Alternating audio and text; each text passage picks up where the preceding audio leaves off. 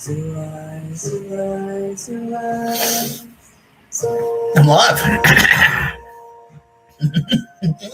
I'm still alive. Still very, very live. Still alive. You know what? I think today I've discovered the perfect amount of shampoo to use. More than this. Yes, I have a little bit more. Yeah, you've exposed me. I'm a fraud. I don't actually have hair. See, I'm a fraud.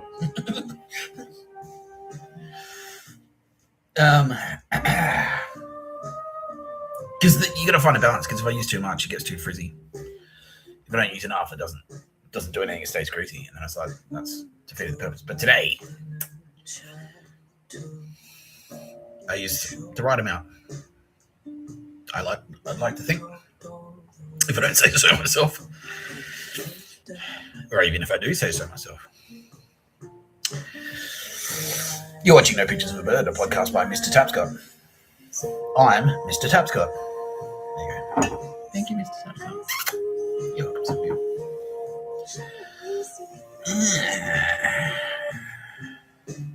How are we? Well, not you, Dubai.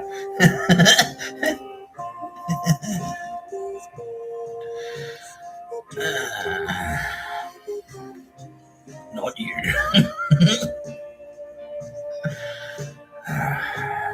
Joining me as always, Kitty Hyan. You can hand him a Granite Callahanna, represented here by this Granite Island cup. Don't forget, they murdered penguins. I love you, Mr. Tapscott. Jesus. Straight away. Even when you are trying to claim credit for my investigations. It's a joint investigation, Kitty. I went to the website. I still had to go to the website. I did that. Not you. That's alright. No, that's Sylvia Jeffries. God. I'm in trouble now. Oh, shit. It's like calling your girlfriend. Yeah, I love you. I really love you, Sylvia. I mean, Tara. Oh, fuck. No. She loves you more. Every second. Of every minute. Of every hour. Of every day.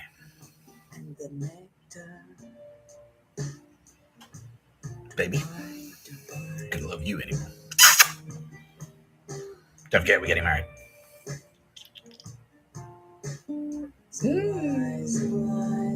Who wants to go? Who's invited? Well, we'll see, won't we? The Turbo Apes would now like me to make a joint statement on their behalf. We endorse Mr. Tapscott's agenda of ridding the world of Nazism by any means necessary.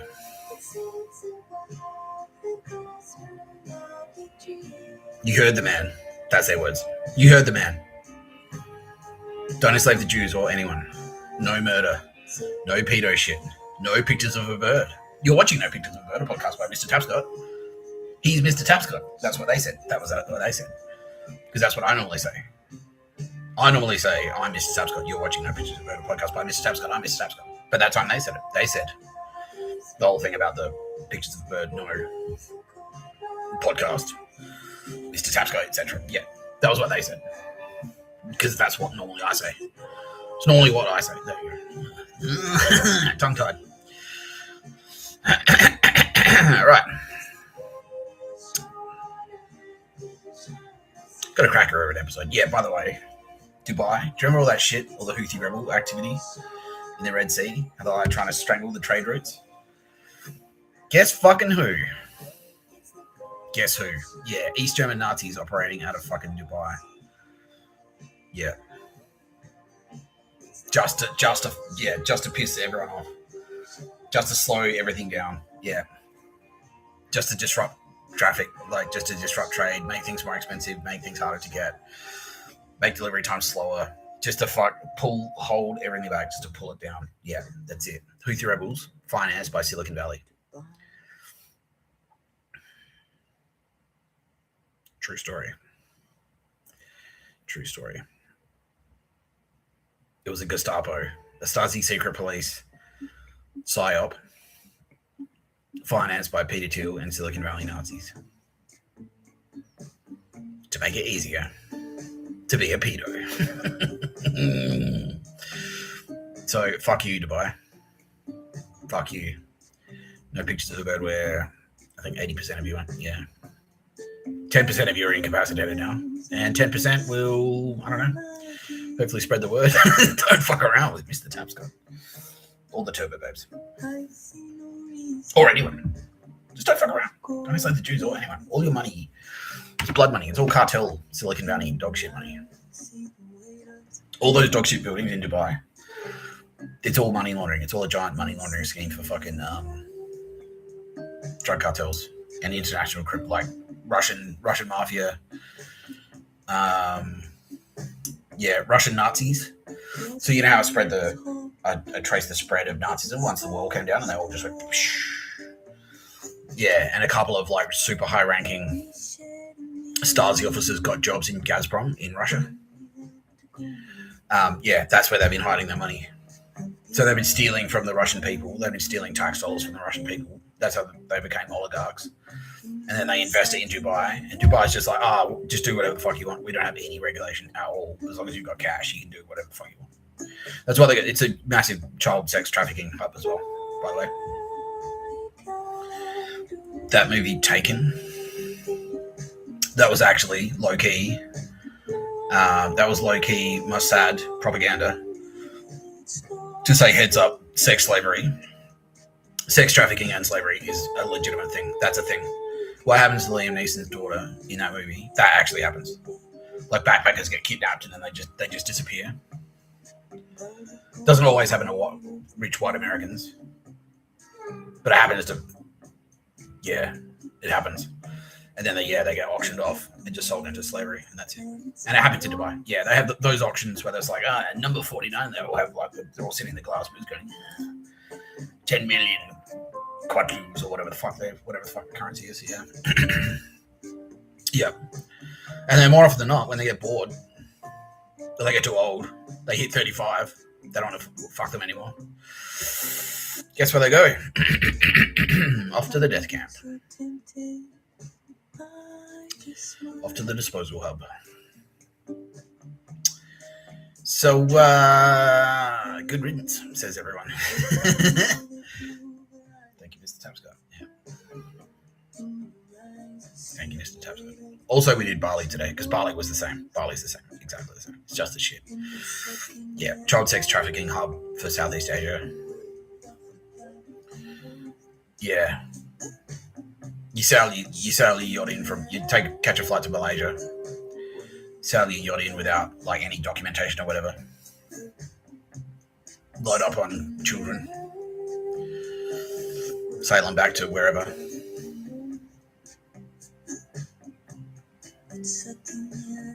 Epstein Island, that's a thing. The Epstein Island, that's just the most famous one. There are like 10,000 Epstein Islands where it's like a super rich guy owns an island and he has like 150 armed private security guards that just roam the island. And then they just do whatever. They've got like sex torture dungeons and all that shit. Yeah. And then as we've established, it's like they just need a pottery kiln. That's it. If you want to dispose of a body easily. I'm getting a bad reaction down. Dubai apparently weren't happy about being mute. Qatar like, yeah, sick, fucking do it again. Yeah. Yeah, now the Middle East are saying like, we'd like to release a joint statement. Thank you, because fuck you, Dubai. Yeah, fuck you. Yeah, dog shit. Yeah. Yeah, that's Saudi. It's like they're in the same boat as that Saudi crown prince, who is just a like fucking Nazi asshole. Yeah, just murdering whoever. Just lived completely lawlessly. Just did whatever the fuck he wanted. Yeah. Yeah, gross. Yeah, he's gone, by the way. Yeah, MOSSAD took care of that piece of shit. Yeah. With the backing of his family. We checked. It's like, but you know how this prince. Yeah. What's his name? Saudi prince. Douchebag.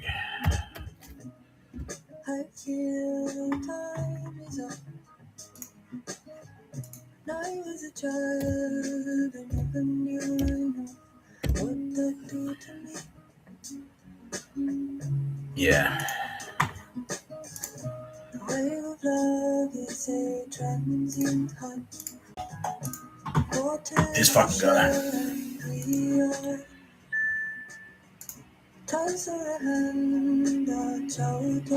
Time to speak about Saudi Arabia.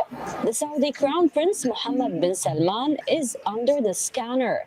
Human Rights Watch released a chilling report. It accuses bin Salman of using public funds to expand his power and commit abuses. Now, the Saudi government has not responded to these claims and reports yet. We tell you more.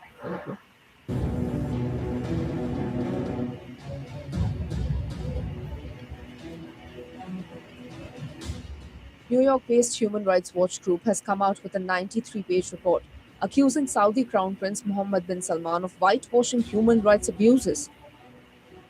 The chilling report describes how the Saudi de facto ruler asserted control over the Public Investment Fund, which now manages assets worth around $925 billion compared to $84 billion a decade ago. It accuses the 39-year-old of seizing companies and assets from elite Saudis during its anti-corruption campaign in 2017. In what was dubbed an anti-corruption drive, 200 powerful Saudi businesspeople, royals and senior officials were initially arrested and taken to the Ritz-Carlton in Riyadh. Saudi officials said around $106 billion was seized from individuals during this 1.5-year purge. However, the figure is disputed.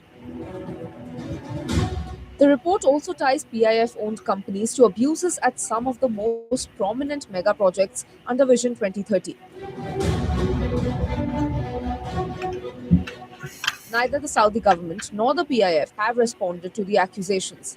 The PIF has played a major role in improving Saudi Arabia's reputation globally, including through splashy investments in sports that have drawn the world's top footballers, tennis players, golfers, and Formula One drivers to the Gulf Kingdom. That strategy is expected to get a ringing endorsement next month when the FIFA Congress is set to formally approve Saudi Arabia's bid to host the World Cup in 2034.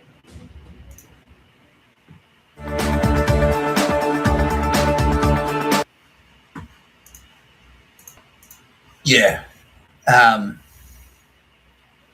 Yeah, that was the PG-13 little story about that piece of shit. And this is just one of his killings, but he's murdered like over 300 people. In the same way he killed Jamal Khashoggi. Khashoggi was just the one he got like super casual about. Yeah, it's like, oh, whatever. Who's going to miss him? Yeah. Yeah.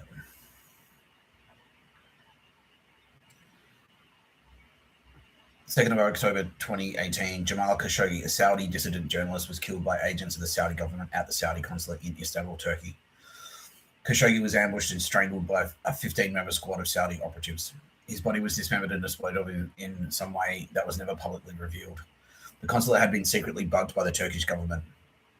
And Khashoggi's final moments were captured in audio recordings, transcripts of which were subsequently made public. Yeah. This guy, yeah.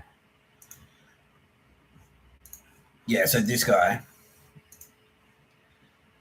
he's a real piece of shit. And everyone knew it, but the Saudis, because they didn't want to, they're very faithful people, basically. Like, well, their opinion was that, well, God has installed him there as a prince, and so we can't fuck around with that. And then some MOSSAD quietly approached. Oh, we'll speak about MOSSAD today. Yeah, we'll speak about MOSSAD next. MOSSAD quietly approached them and went, well, I mean, yeah, they did that. They said, like, you should just you could just do an adios counselor if you wanted.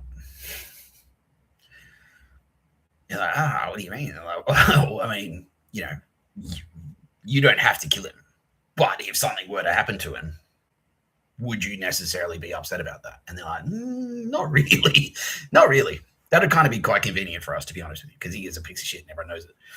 Yeah. So okay. Say no more. Yeah. Yeah.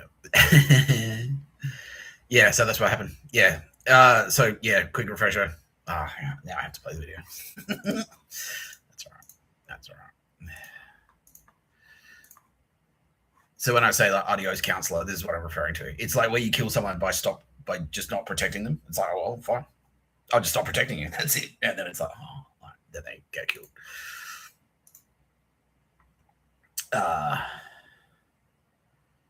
Interesting. A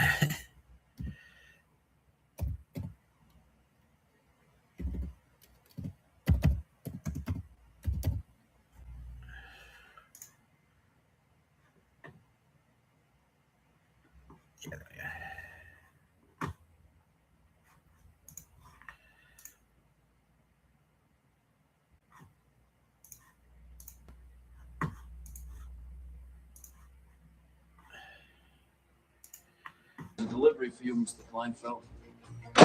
From who? From my father and my brother. Adios, counselor.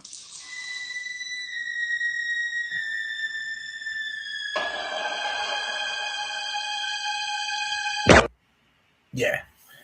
We'll play the whole thing. Yeah, we will. We'll play the long one. Hey, who are you? Kleinfeld is my lawyer.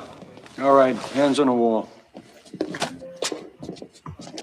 Yeah, by the way, via Space Magic, I'm Carlos Brigante. Go ahead. Or Carlito Brigante, of course, the coolest one. The best one. And Sean Penn is Chris. Relax, Dave. It's your pal. Scared the hell out of me. Goddamn cops not supposed to let anybody in. I mean, it's you, it's okay, but... Cops ain't gonna protect you. Mom is looking for you. Yes. I know. Where the fuck have you been? What do you got here?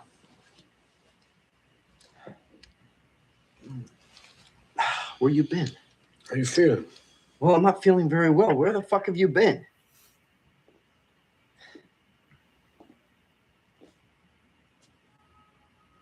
I've been to Norwalk's office. I heard the tape. That pig. Never give up your friends, Dave. No matter what. They doctor these things. Play them out of context. I can't believe you are such a... Don't fucking do that! Fuck you! What the fuck are you doing? Would you fucking put that away? It's loaded!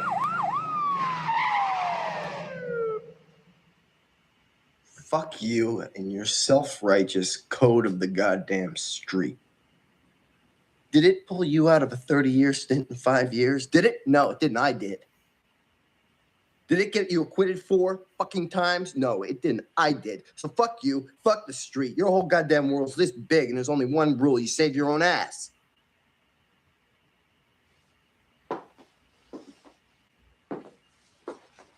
Save your own ass. Save your own ass. See this? Belongs here. Not behind the pillow. This way you can reach for it quick. When they come in, you ready for it. So long, Dave. You got a beautiful future.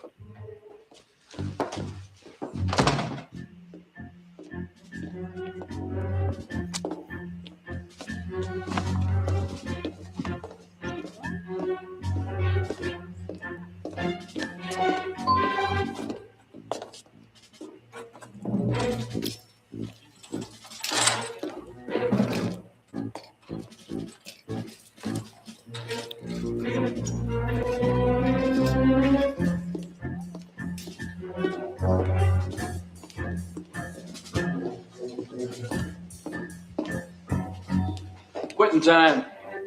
You early? Yeah, a few minutes. Finish your paper? It's all yours. Thanks. That'll be good.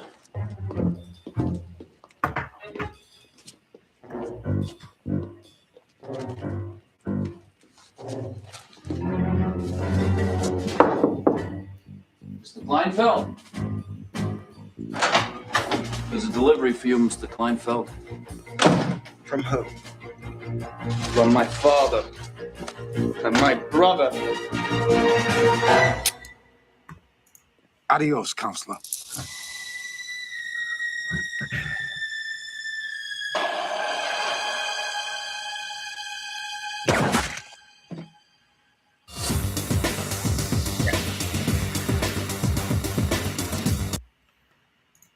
So that's what we mean when I say adios, counselor. It's like, well, we'll just stop protecting him. Yeah, that's effectively what we did. Yeah.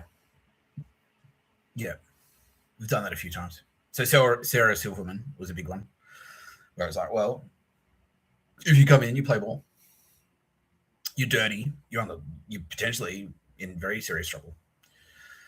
And then she went, okay. And then she came in, paid lip service, and then backflipped. And I was like, all right, well, adios, counselor. Because Bill Burr was fucking, because she was connected to the murder of Patrice O'Neill. And Bill Burr was he's a psycho killer anyway. So he was raring to go. Well, let's see where this goes. Let's see where this goes, Bill. Let's see where it goes. And then as soon as she's like, fucks us up, I was like, okay. Okay. And then Bill's like, fuck you. Bang. Yeah, took care of that. So yeah, whenever I say adios, counselor, that's what I'm referring to. So that was what we did to Khashoggi. Or that's what the Saudis did to Khashoggi. No, not Khashoggi. The Crown Prince. They just went, all right. MOSSAD stepped in and said, like, what if, So we're not saying, like, okay, that's fair enough. You don't want to kill him. That's fair. That's fair. That's reasonable. But what if, if something were to happen to him, if he just stopped showing up to dinner one day, would you necessarily have a problem with that? And they're actually like, well, not really. So yeah, they pulled an adios counselor on the Crown Prince. Yeah, because he was a real piece of shit. Anyway, he wasn't. He made no secret of it. He was just openly like, I can't. He was like Epstein. Yeah, he was as bad as Epstein. Basically, he was just like, yeah, I'm a murderer. Whatever. Fuck you. Yeah, didn't care if anyone knew it. Yeah. Anyway, dog shit. I can't. Anyway, today I am going to tell the story. I mean, out of sighting is pushing me forward, so be brave, Nick. Be courageous and tell your story of the hardcore punk band here in Adelaide in 2006, which nearly killed you, but didn't in the end. Anyway, you survived, which is pretty baller. Yeah, because we've got some revelations there about that scene, about that crew.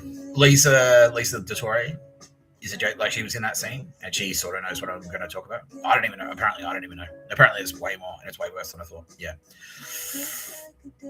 Cool, something to look forward to. But speaking of hospitals, because Carlito Brigante, that scene was in a hospital, and today I walked around Potts Point, and I walked past St Luke's Hospital in Potts Point. It's near the church, sort of down the hill near Rushcutters Bay. Yeah. The primary private hospital, St Luke's private hospital. Not for profit. Yeah.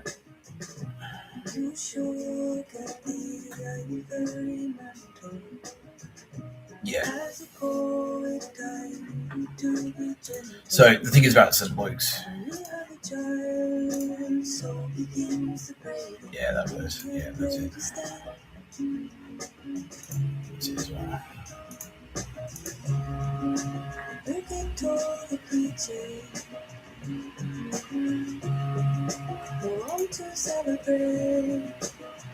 Yeah.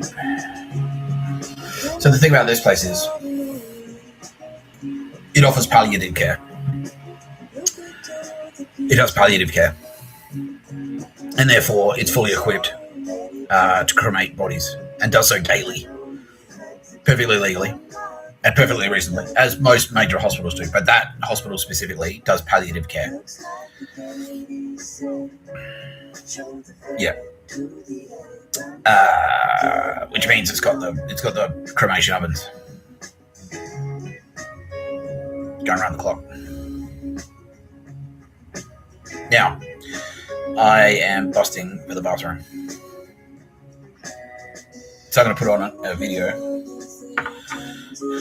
for you guys to listen to while I go to the can.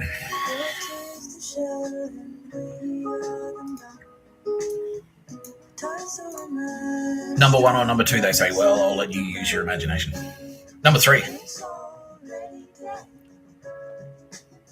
I have to empty my colostomy bag. No. It's dinner time as well. Yeah. That's good.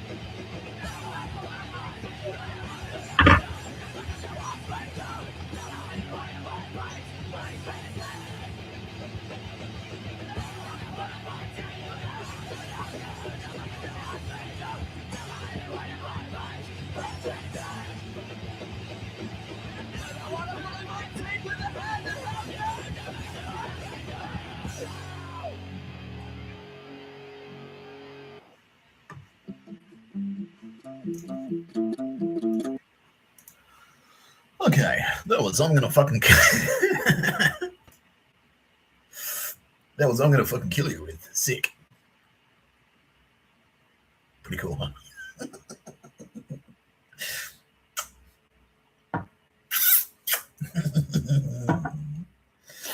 Yeah.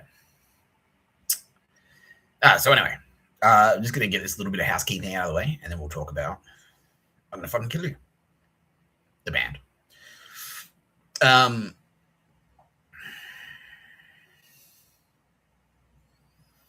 Yeah, okay. MOSSAD gone. And not in a harsh way. I hope it's not the harsh way. Nah, they're all of them are like, nah, that's reasonable. Yeah. Yeah, so MOSSAD is effectively shut down. 80% of the agency remain. 20% were corrupt. Because the worldwide all the intelligence agencies were corrupt because they were all formed. They were all formed around 1950, and over that time they just got too old. People had been there too long. They just got like fucking. They're comfortable in their arse grooves. They just got lazy, corrupt. They're taking bribes, forming cliques with other intelligence agencies. Yeah, dog shit. So yeah, it happened to pretty much all of them, like CIA. They started group thinking, like there's no fresh thinking coming through. ASIO, CIA, Australian Signals Directorate. Australian Signals Directorate shot down Yama in World War II. And then you fast forward 80 years, and it's like, well, that's how we justify murdering bartenders. Like, yeah, because we know what we're doing. We're the Australian Signals Directorate. You're not telling us we're making a mistake. We never make mistakes. It's bro, why did you murder her? Because I think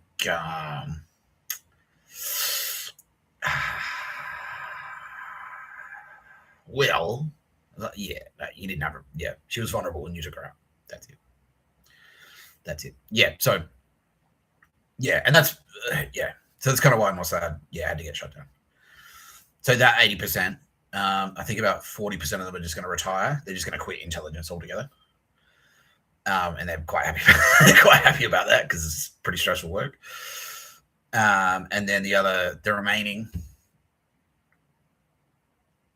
the remaining 40% are going to be redistributed into other areas. They're going to move into other agencies and stuff like that. Yeah, and Wininger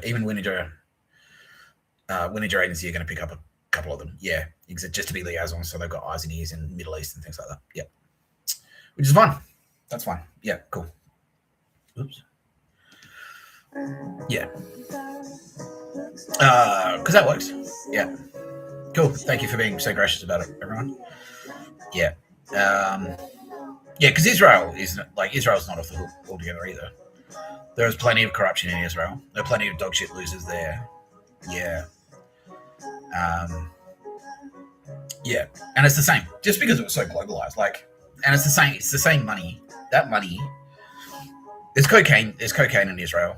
Like anywhere that people use cocaine, there's corruption. Because that's where the cartels are. Anywhere there's cocaine, there's cartels. Anywhere there's cartels, there's corruption. Yeah, 5 families are in there. The 5 families are global. It's globalization. That was a thing, but it wasn't just a thing for like fucking TV and movies and stuff like that. It was globalization for crime. Yeah. So wherever, like crime, just 5 families went global, and so did Yakuza, and so did fucking cartels, and so did dodgy skull and bone, CIA, Nazis. Like, yeah, it all went global. And so Israel, like every nation on earth, had corruption. Yeah, every nation has corruption. Look at Australia. It's like Sydney's mostly okay. If you squint, just scrapes through. But I should finish talking about the hospital symbolics. Yeah. Sydney's okay if you squint. Melbourne was cooked. Melbourne was fucking cooked, and so was Ballarat, and so was Bendigo, and so was Horsham. Yeah. Dog shit. Yeah. And so was Albury Wodonga. Yeah. And so was Dubbo. Like, yeah, there's all these little pockets in Australia which were just like fucking trash magnets, effectively. Yeah, disgusting. Yeah. And look at the United States. Look at the difference in culture between like Southside Chicago and fucking Kentucky. Like, where you got KKK Nazis just openly hanging out, advertising themselves and stuff. Yeah. Yeah, dog shit. Yeah. So anyway, MOSSAD, no more. And fine. They're like, well, what agency are you with these days, Mr. Tapscott? That's about. Whoever. Whoever. My position remains the same. It's like, as long as I'm not getting a paycheck, I don't work for fucking anyone. I don't get a paycheck. I'm on Centrelink. So that's it. I'm YouTube guy. That's it. That's who I work for. YouTube. I don't get any money from that either. Yeah. So yeah, that's my position. I don't work for anyone. Unless someone unless someone pays me. Yeah, and Taraban say like that's actually a really healthy way to look at it. And that's the same for all the turbo babes. We're all broke now, basically, all of us. Yeah, even Edward and Nina. It's like, yeah, even Edward and Nina. Did they do the same thing as me? Like, yeah, just got rid of all their cash. Yeah, why should we do that? So we can't get sued, basically. Like, yeah.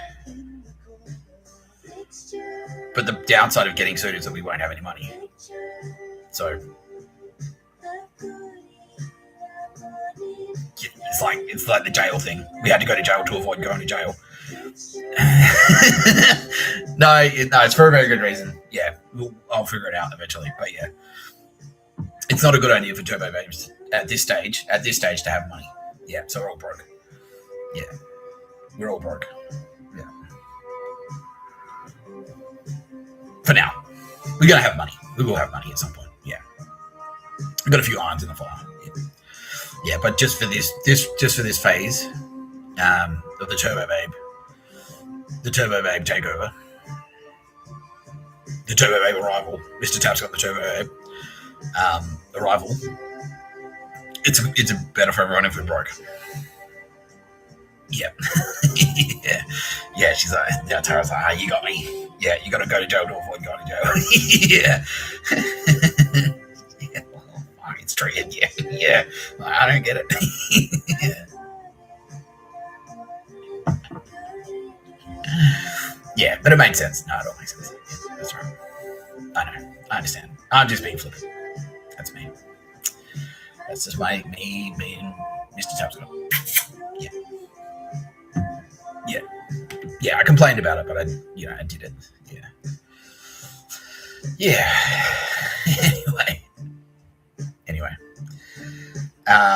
Yeah, so St. Luke's in Potts Point, that hospital there, it's palliative care hospital. Yeah, private hospital. So what does their website say? Oh.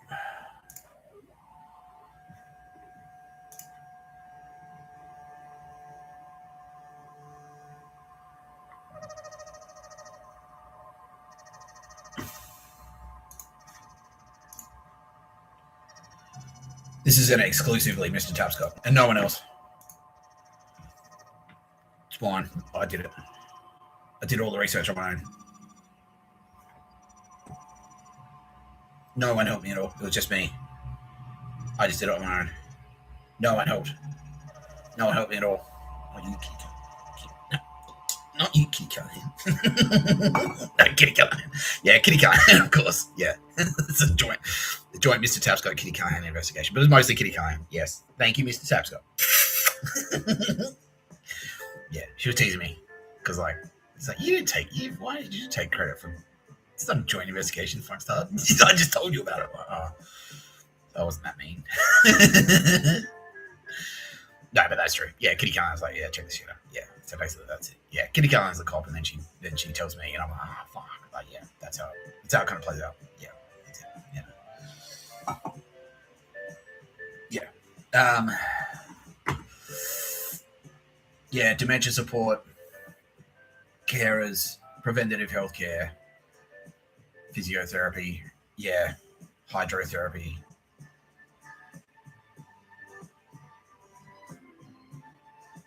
Sleep center, yeah, fucking hell. Support at home, that's how they murdered my mother. Government support at home packages, yeah.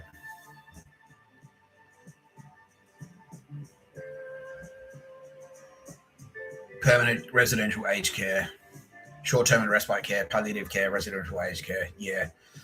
So, all of that equips them extremely, to perfectly legally on a daily basis dispose of bodies. So who's to say? I mean, you know, how many did you do yesterday? Something like somewhere between 10 and 15. Well, which one was it? 10 or 15? Who's to say? Who's to say? Yeah.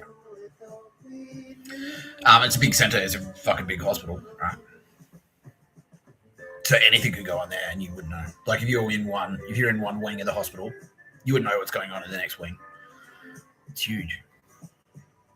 Yeah, let's play Google. Like I won't play Google Maps on it just yet.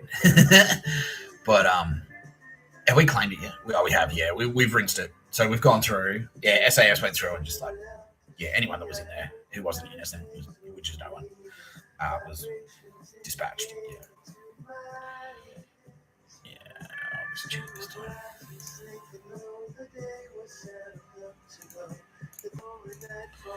Yeah, and the other thing is like this down churches because this is a church institution. Yeah, this is a Catholic church enterprise. This is a Catholic church landholding. Yeah.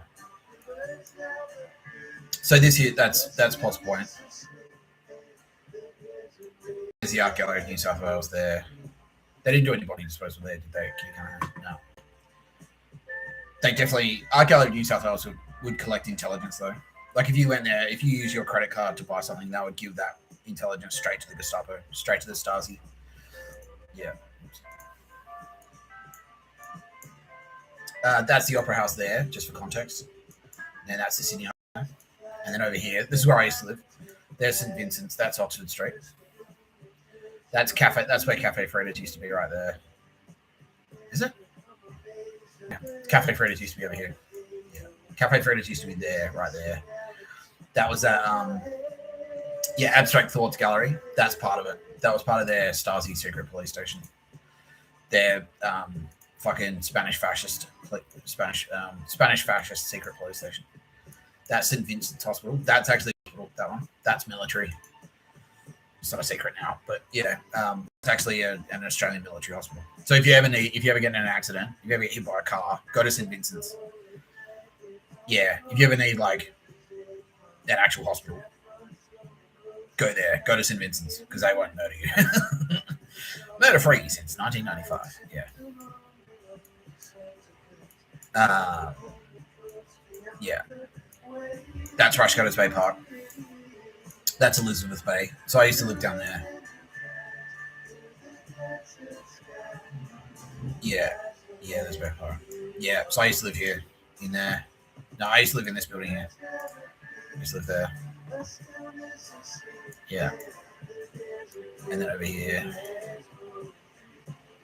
is St Luke's. So look, you can see the size of the area there. It's fucking huge. There's Ward Avenue. I used to live over here as well. I used to live in that building there. Number 3. True Health Medical Practice. That is also a Nazi operation. They've murdered like 180 people in there. Yeah.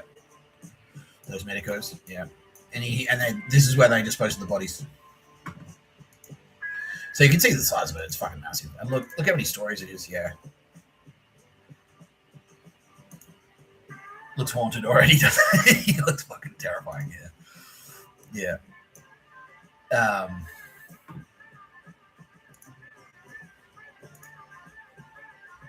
Yeah. So all of this is part of it. Pretty much. Yeah. All of that is part of it. And then across the street here is that's a Catholic church. And so they would work hand in hand.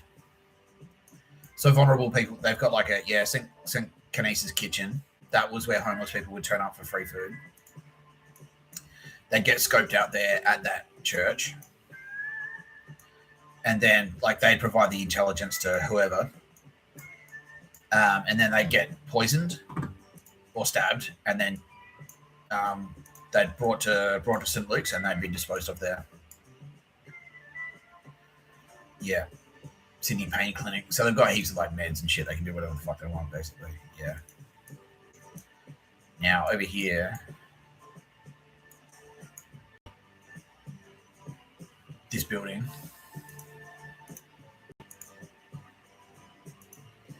That's a 37 Roslyn Street. That is a child sex hub. That's a brothel. Yeah. Yeah, in there. Is in there, Kitty Callahan? Yeah, in there. Number 37, yeah. And in there as well. That's the hospital there, that's St. Luke's. Yeah. Yeah. But anyway, there are heaps of different entrances to it.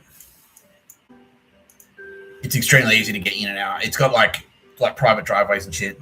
You could back your car, like you could drive into like a carport. It's almost like the ambulance bay.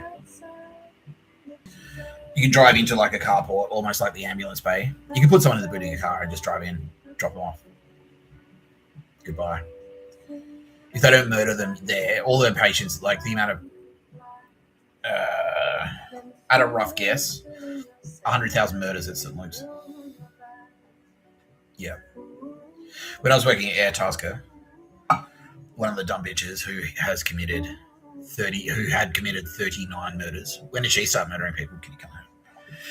2017 she started. Yeah. But that's why she was working at Air Tasker. She was part of their goon squad. Yeah. Yeah, she said to me, it's like, oh, I thought of you the other day, Nick Tapscott, because I walked past St. Luke's and it reminded me that you live near there. And I thought about it like as I walked past today. I'm like, oh, fuck. Yeah, Kitty Callan's like, yeah, see that building? Child sex, that's a brothel. Child sex brothel. See that building? Child sex brothel. Yeah, child sex rings run out of it. Basically, like, scumbags bought the whole building. It's like a whole building full of apartments. And then it's just like, oh, they're just Airbnbs. They treat them like short-term rental studios, effectively. But basically in there, like, they'll put a kid in there and just say, wait here. And then you turn up, the kid's in there. You rape the kid. You leave. If the kid complains or accidentally dies, like if that's, maybe they've got a fetish, maybe they're into that, maybe they want to rape and murder, which happens. Yeah. People will pay. Yeah, they'll pay. Like, I want the experience of raping a child and then murdering them. Yeah. And then just across the street, you've got St. Luke's. And that's why those brothels are there next to the disposal unit. How many bodies do you reckon have been disposed there? Over 1 million, like murdered people, yeah, over the years. Starting from when it was built, basically.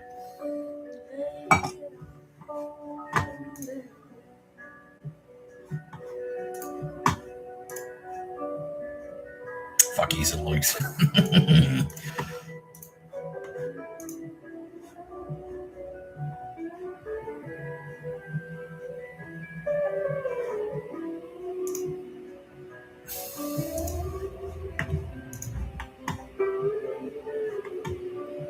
$19.19.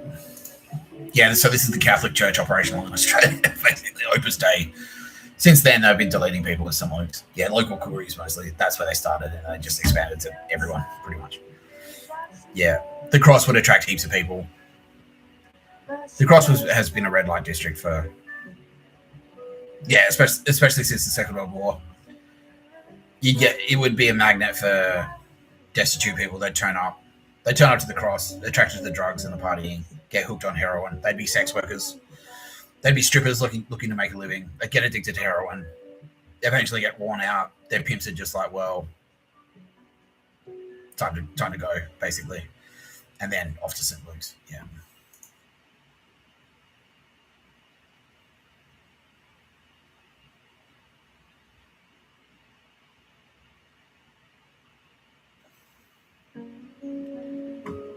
Living quarters for the nurses. Is that like a barracks for the private militia? Yeah. The Catholic Goon Squad, yeah. The Opus Dei Goon Squads, yeah. Yeah. Fucking dodgy. So this is like one of the original pictures of a bird. Yeah. It's one of the original pictures of a bird. Yeah. The Death Squad barracks, yeah. Right there, fucking hell, I lived across the street. Unbelievable. Unbelievable. Surely I was a target for them since I moved in, basically. Why didn't they... Did they try? Like, yeah. What did they try? Like breaking into my house and stuff while I was there? Yeah. That was thwarted by SAS, like, yeah, pretty much. And Turbo Babes, yeah. Fucking hell. Well, they, like, tried kicking the door in or something, like, yeah. Fuck me. How many other people does that happen to in Ward Avenue? Like, fucking heaps. Hundreds. Yeah. They just knock on the door and force their way in. Like, yeah. Yeah, I guess that had happened. That happened to me at that apartment. Like, the doorbell would ring. Like, someone would say, oh, can you let me in? And then, you know, if you say yes, you come out of your apartment, they've got you. Yeah, basically. And then they just rush in and stab you. Like, yeah. Fucking hell. Oh, that was that cunt down at fucking Dulcie's. Yeah, he was one of their assassins. Yeah. Was he sizing me up? Yeah. We took care of him, didn't we? Yeah.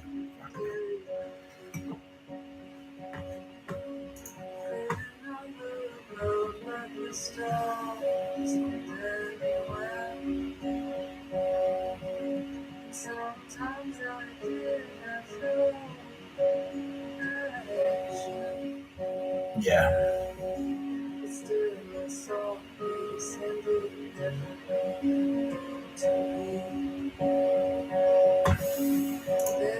Was that just because I was an Anzac? Yeah, no, Nazis. Yeah, fucking spicy dogs. Yeah. Where'd he go? Did he go to Guantanamo? Yeah, fuck you. Come. Yeah. There you go. Pretty terrifying. It's that close to death, but it's not the first time. Your mate, Mr Tapscott, has been close to death. I've always lived in dangerous areas.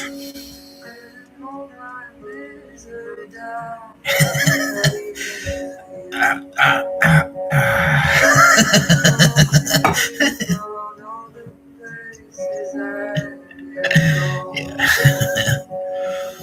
Fucking hell. Yeah. Yeah, do you remember Street Kids? Who remembers Street Kids? Because that was a thing in the 80s, and then what happened? It stopped being a problem, didn't it? And now we know why.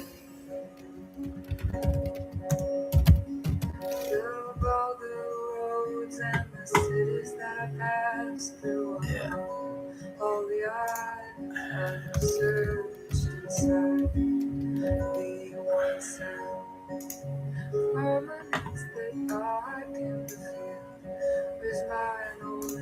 Yeah.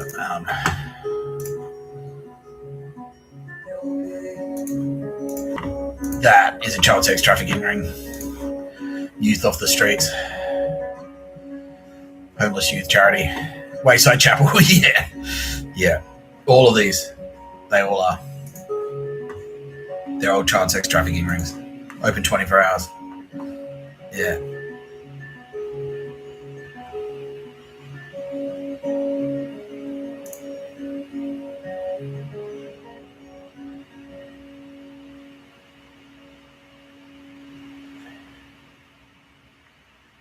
Inner city homelessness service. The crossing in King's Cross, Sydney helps young people aged 16 to 24. Yeah. Ugh. Gross. Well, fuck you, St. Luke's. You're lucky they got to you first, because if Kitty Callahan told me that, well, you were still around, I would have possibly lost my temper. In person.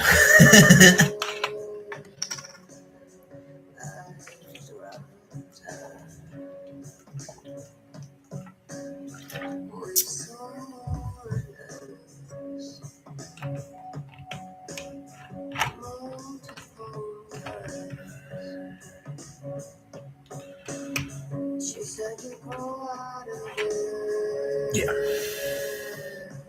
Oh, by the way, this is going to ruffle a few feathers, but this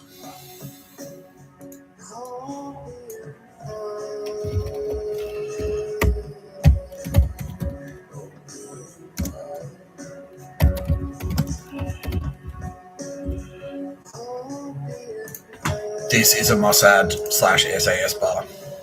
Brandy is in the SAS. Brandy is effectively a military police officer. Yeah. Aussies. Yeah. So if you've been in there, you've been tagged.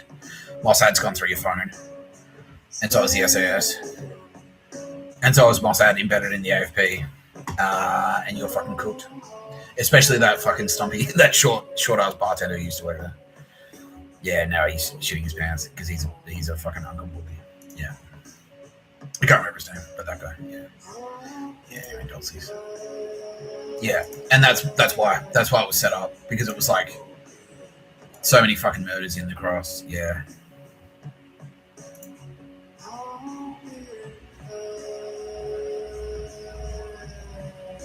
Yeah.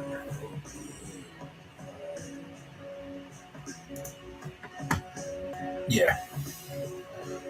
So many murders in the cross. So much child sex trafficking and like prostitutes going missing, prostitutes getting murdered on the job. Heroin overdoses, fentanyl overdoses, like drug trafficking, like not just like drug use, like drug consumption, not just like street level dealing, but proper trafficking. It was shady as shit. Yeah. And so they set it up there. That's basically like a little, and same with Potts Point Hotel. That's effectively like MOSSAD / formerly AFP, but like MOSSAD embedded in AFP set that up. And now it's Australian military, like SAS, the good Australian military. Yeah, the old dodgy Australian military is gone. ADF is gone. Pretty much everyone, all the Navy personnel that were stationed at HMS Cuttable are gone. Because they were all corrupt. All of them. Yeah. They were all trafficking for fucking cartels. They all were all trafficking. Yeah. Yeah, and a lot of pedophilia in there. And a bunch of like murders and shit like that, yeah. So fuck you. Yeah, useless. Yeah. And, you know, high command lining their pockets, making retarded decisions like, yeah, that sounds like a great idea. Let's commission a new boat that's like obsolete before they even hit approve on the fucking email. Yeah, it's like that stuff like that littoral combat ship, like clitoral, but littoral. Yeah, that littoral combat ship. Yeah, it's a piece of shit, and they're like, yeah, let's get a bunch of those. But they were taking bribes to, taking kickbacks. Speaking of kickbacks, it's time for old Uncle Nick, old Mr Tapscott to get paid, or at least try to get paid. And that's why, if you're gonna break up a child sex trafficking ring, you probably need mobile data. And that's why, if you click the link in the bio, you can get one of these plans for cheap. Look at that.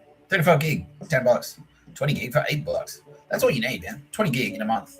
If you got good Wi-Fi in your home, $8. And then you buy your phone outright. Go get yourself like a HMD Pulse Pro from Office Works or JB Hi-Fi. Throw that Apple piece of shit in the trash. Just get rid of it. Leave it on a bus and confuse the fuck out of like Nazi scumbags. Where is he? I don't know. Yeah. Yeah, get rid of that shit. Get a Lyca SIM. Bang. 20 gig, $8. That's it. I had 20 gig this month. It cost me about $9. Yeah, it's more than enough. Yeah, I could shoot no pictures of a bird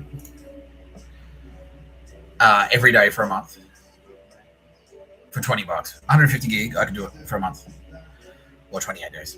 Yeah, easily. $20. Fuck yeah.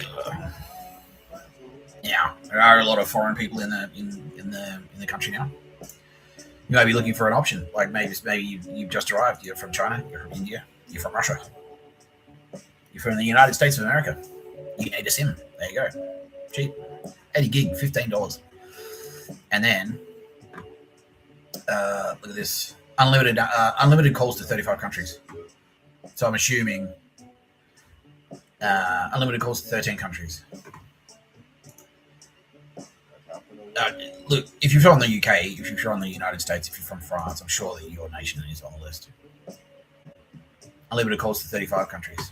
Unlimited calls to 59 countries, $20. Fucking hell. You can make friends. Maybe you want to. Maybe now's the time. Maybe you've never called 59 countries. Maybe you're from Australia. You've never left Australia. Maybe now's the time to reach out and make some friends in other countries. Start calling. See if you can call all 59.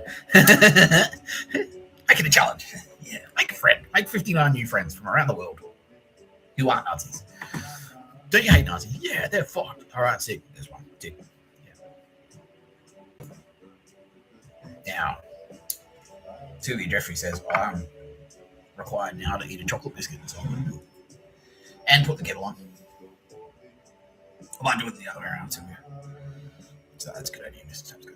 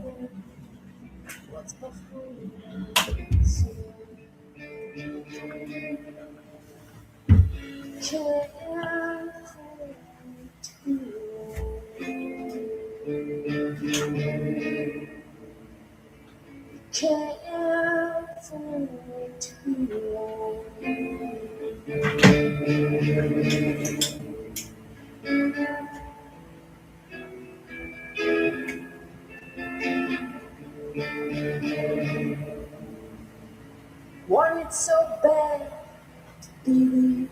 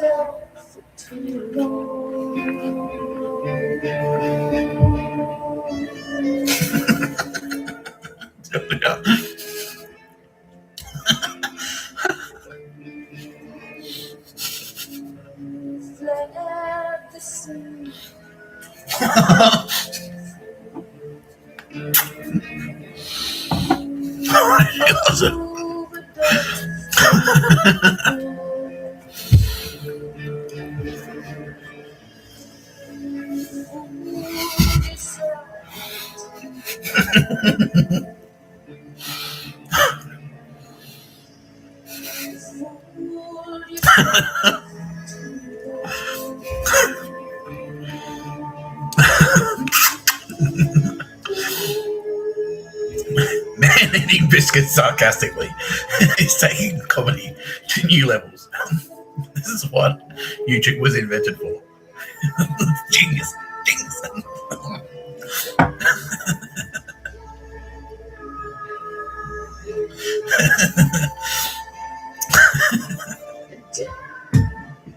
do it for you, Sylvia.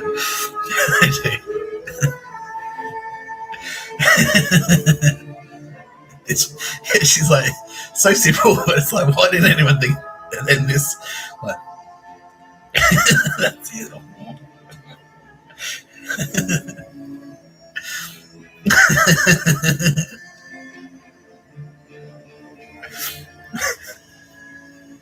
Well, one thing that's not funny at all is the band "I'm Gonna Fucking Kill You" real tough. There's no joke about that. No, that's not true. That's not true. "I'm Gonna Fucking Kill You" was my band when I was 20. I reckon I was probably 25. Yeah, it was a bit hectic. So that time of my life, I was living in a house called Giza Palace. And that's a hold up. That's a story on its own. But basically, there was a big house in the middle of Adelaide. Actually, we could play Google Maps on that. Not to blow it up, but to just show you where it is. Yeah, it's still there. Anyway, it's this, like, so the of Adelaide is Hindley Street. So it's kind of like the red light district. And it's just as sleazy. And back then, it was very sleazy. There were heaps of syringes, like, there was a little public toilet where people would shoot up and they'd throw the syringes just over the fence into our backyard. Then you'd find, like, if you went over the roof, you'd find syringes in the fucking gutters and shit. Yeah, hectic.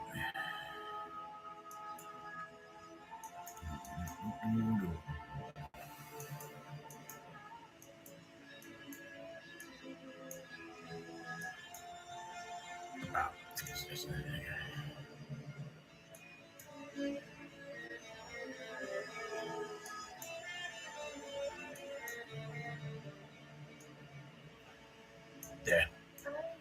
There it is.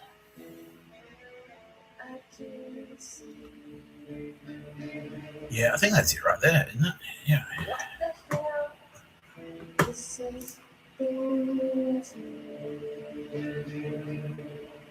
There it is. Yeah. Yeah, so that's the servo there. Yeah, that's the servo there, and that's where I used to live, 102 Phillip Street. Yeah, and then that's a hotel, 2 hotels there. Both murder hubs now. Both murder hubs, apparently. Marcelina was Andromeda. Oh, there's a strip club there now. Sweet. There's a nightclub there.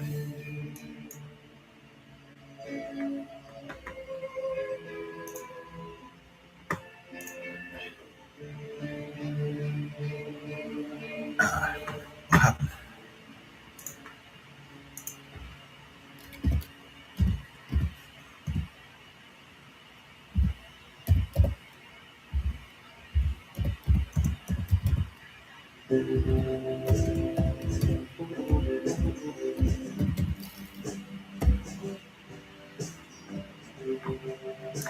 Yeah, there is. That's Giza Palace. Yeah, that's it.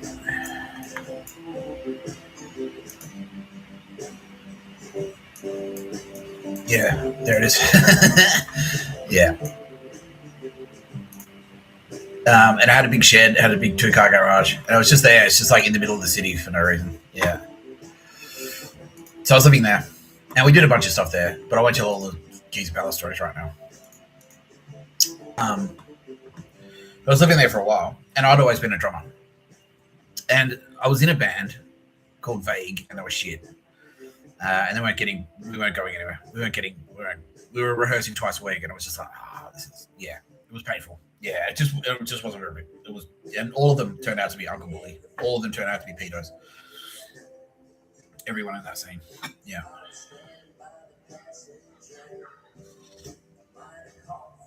So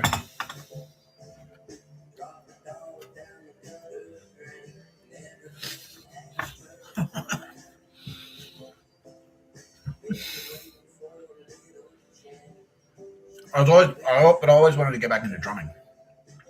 I was kind of involved in hip hop, like trying to be a local club promoter, not being very good at it. Just because, like, it was all gangsters, like, yeah. It Don't go to Nick Tapscott's parties, like things like that. Yeah, I tried. We used to throw techno parties at the Geezer Palace in the backyard. It was sick. But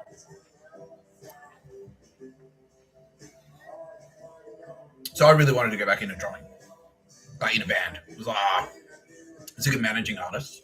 Because when you're a promoter, that's what you do. You manage the artists. You're the guy that's like, you got to manage the money. You got to decide who's going on at what time. You got to design the flyers, all that shit.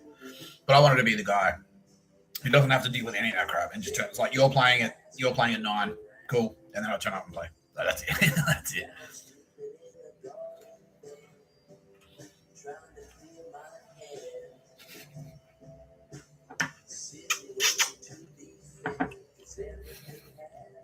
That's it.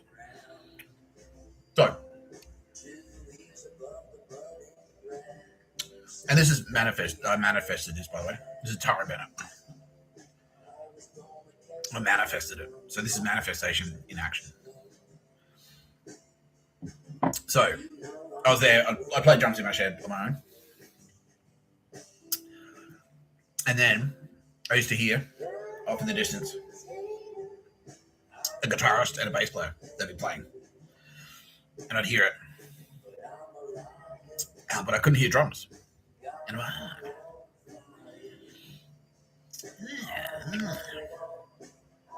But I'd play on my own. And then I'd hear them play their guitar and their bass guitar. And then finally, maybe Kitty Callahan was in there going, his Euro Force power was like, I've got a suggestion. Maybe you should go and talk to those guys. And so I went, okay. I thought of it. I've got an amazing idea. Me, not you, Kiko. Partial credit, yeah. Partial credit, yeah. But yeah, okay, no, it was more like I thought, so maybe I should go talk to them. But yeah, it was like, yeah, Tara Bennett, like I said, like Tara Bennett will give you opportunities. She won't do it for you, but she'll give you an opportunity. And so she's like, okay, this guy wants to be in a band. I'll give him an opportunity. But I still had to do it. And Kitty Callahan kind of went like, and I kind of thought, well, maybe I could go talk to them. And then Kitty Callahan heard me think that, and she's like, yeah, that's a cool idea. Do it. Yeah, you should do that. Yeah, cool. That's a cool idea. You should go do it. Yeah, that's kind of how it works. And so I I tracked them down, and they're across the street in this big fucking building called the Smacky Flats. Now, they were called the Smacky Flats because they were effectively just a slum. That's what it was. It was a big slum building. Yeah. Smacky, short for smack, like heroin. Yeah. Where were we? Yeah, so that's... And then they were over here. Yeah, they were there. That's it there. Those buildings there. That's the Smacky Flats. Let's see.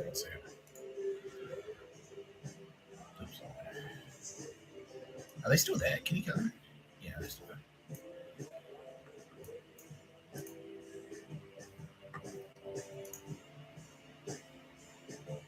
Yeah, okay, they've been redone. Okay, they used to be just like big. Yeah, they just used to be apartments, like upstairs and downstairs apartments. Pilates, yeah. Yeah, and then Geezer Palace is over behind. This is Marcelino's Pizzeria. And then Geezer Palace is over behind there. Yeah. And so I tracked them down to that apartment there. That was Russell's apartment. Yeah. So Russell William McMahon, the loosest unit I've ever in my entire fucking life.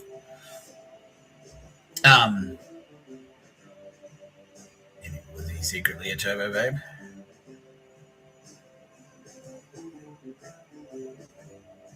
Really? Russell was a turbo babe.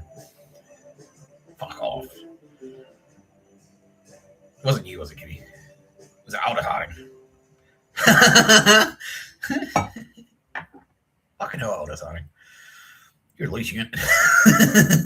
Why were you such a bitch? Fuck you.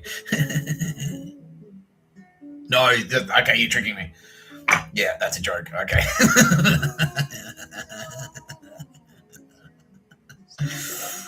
Okay.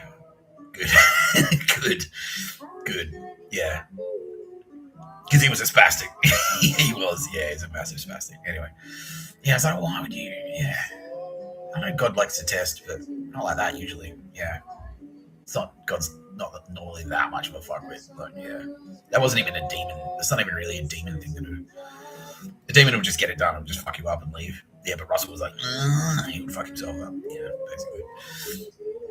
Yeah. Yeah. He was a piece of shit though. So Aldous Harding was like, if you're a piece of shit, Aldous Harding she'll start circling. Yeah, she'll start circling around you. That's why if I go somewhere and I see Aldous, like, because I know what she looks like. She always like gives me a little wink. Yeah. So if I go somewhere, like in Victor Harbour, I walked past when I was staying at Phoebe the Serial Killer and Sam the white supremacist house. I'd walk past the footy club, and then one Saturday they were doing a footy training, and I saw there were heaps of Aldous Harding had heaps of fucking angels in there, and I'm like, oh fuck, they're in trouble, they're in big trouble. Because yeah, if Aldous Harding gets in there, it's bad news. Yeah, if you've got an Aldous Harding hanging around, it's bad news for you. Yeah, because that's what she's attracted to. She's like, okay, this person is almost definitely going to die. Not because she's going to kill him necessarily. They're going to do something that's going to get themselves killed, and then she'll be there. She's like, okay, I'll get in early. Basically, yeah, they're going to die. So, hello, I'll get to know you now because we're going to be getting to know each other later. Yeah. So Aldous Harding, because this guy was such a spastic.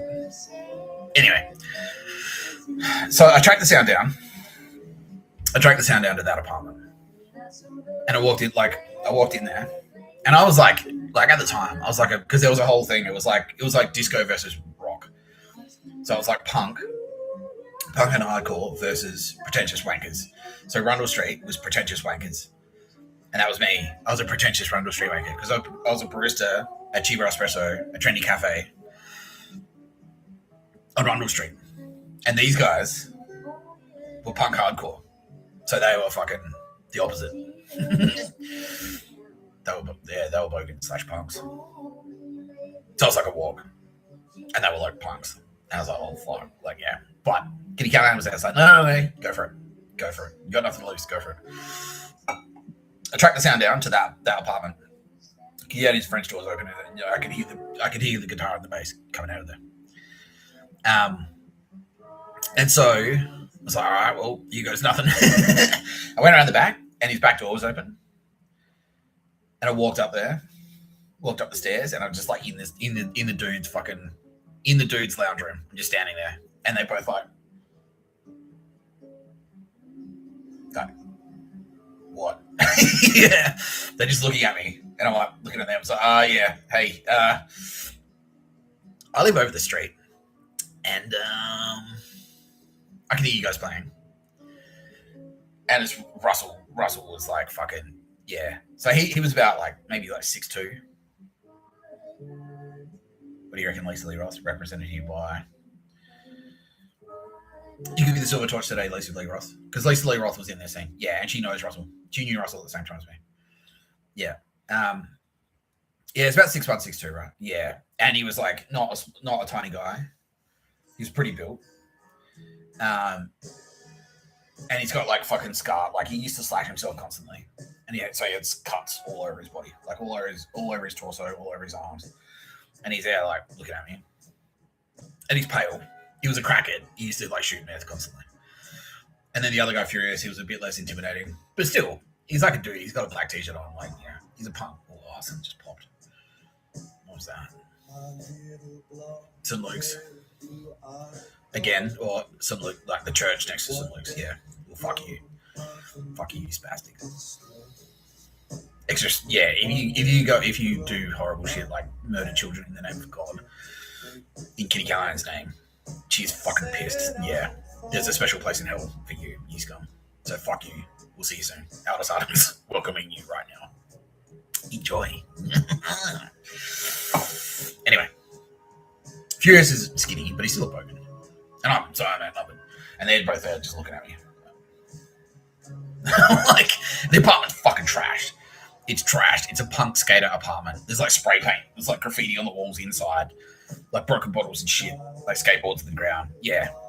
It's like Nelson Muntz. Like, imagine Nelson Muntz's apartment from The Simpsons. Imagine like Jimbo Jones. That's it. That's them. That's them. I mean, they're fucking squat, basically. And I'm like, yeah. Yeah, so I live over the street and I can hear you guys. They're like, yeah. And I'm like, whoa, I noticed you don't have drums. But I've got drums. I was just wondering, maybe could I bring my drums over and we could have a jam? And they went like,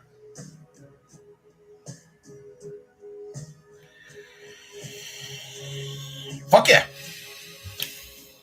Fuck yeah. Why the fuck not? Fuck yeah. I'm like, all right, sick. Yeah. Yeah. All right, cool. And I was just like, oh, all right. So that was Russell. Russell was like, yeah, fuck yeah. Fuck yeah. And then Furious was like, oh, okay. Because he was just like, he was pretty easygoing guy. He's just like, all right, why not? Yeah, fuck it, why not? And they're like, well, we've actually been looking for a drummer. We've been looking for a drummer for ages. Did anyone tell you about us? I'm like, no. It's like, no, it's exactly what I just said. I'm over there. I got drums in my house. I'm playing drums on my own. I've been looking for a band to play with. And so I heard you guys playing. So I thought I'd just like, oh, fuck it, why not? And they're like, oh, yeah. Oh, yeah. Good, but they looked at me and they're like, who is this Rundle Street Wog, though? Like, but anyway, they're open to it. So I pulled my drums over, and then we had a jam. We basically wrote that song, Anthem for Forget, that first session, pretty much. They're like, all right. So they're like, okay, cool. Well, we've got stuff we've been working on. Because they've been jamming. And Russell was actually like a really talented songwriter. Like, he was really good at putting things together. So he could take like a riff or some chords, and then go like, okay, we'll take that bit and put it there. And then it's going to go this bit, this bit, this bit, this bit, this bit, this bit, this bit, this bit, this bit, this bit, this bit. He was really good at that. Really, really talented at songwriting. And he was on bass. So it's basically the rhythm section. Yeah, so me and him were the rhythm section. Yeah. And then Furious was on guitar, and he wasn't as good at writing songs, but he was a fucking genius when it came to like riffs and stuff. He could do sick riffs. And then, you know, Mr Tapscott was there. I could play. Like, you know, I did what I did. So that first session was that was where we wrote this song.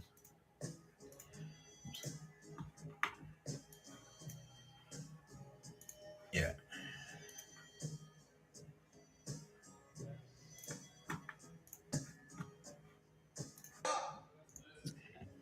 All right, let's go.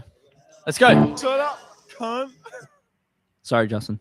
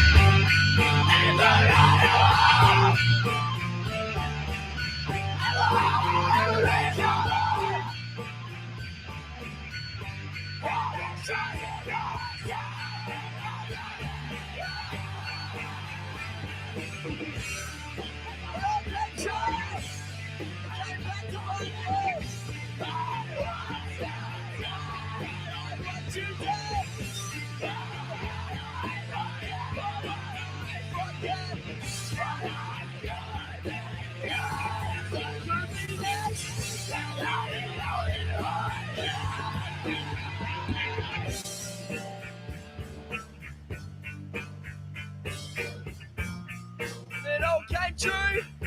Came back to find you. And you want some special. That is all the way you rearrange your feelings while you cry.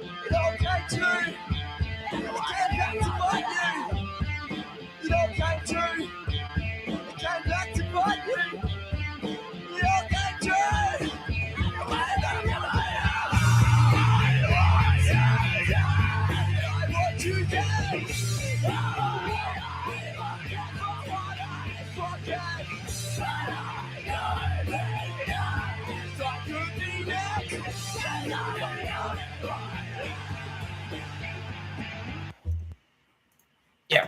So that we pulled that together in that first, it was like 95% completed in that first session. Which is fucking amazing. When you click with musicians like that, it's fucking amazing because it's so hard.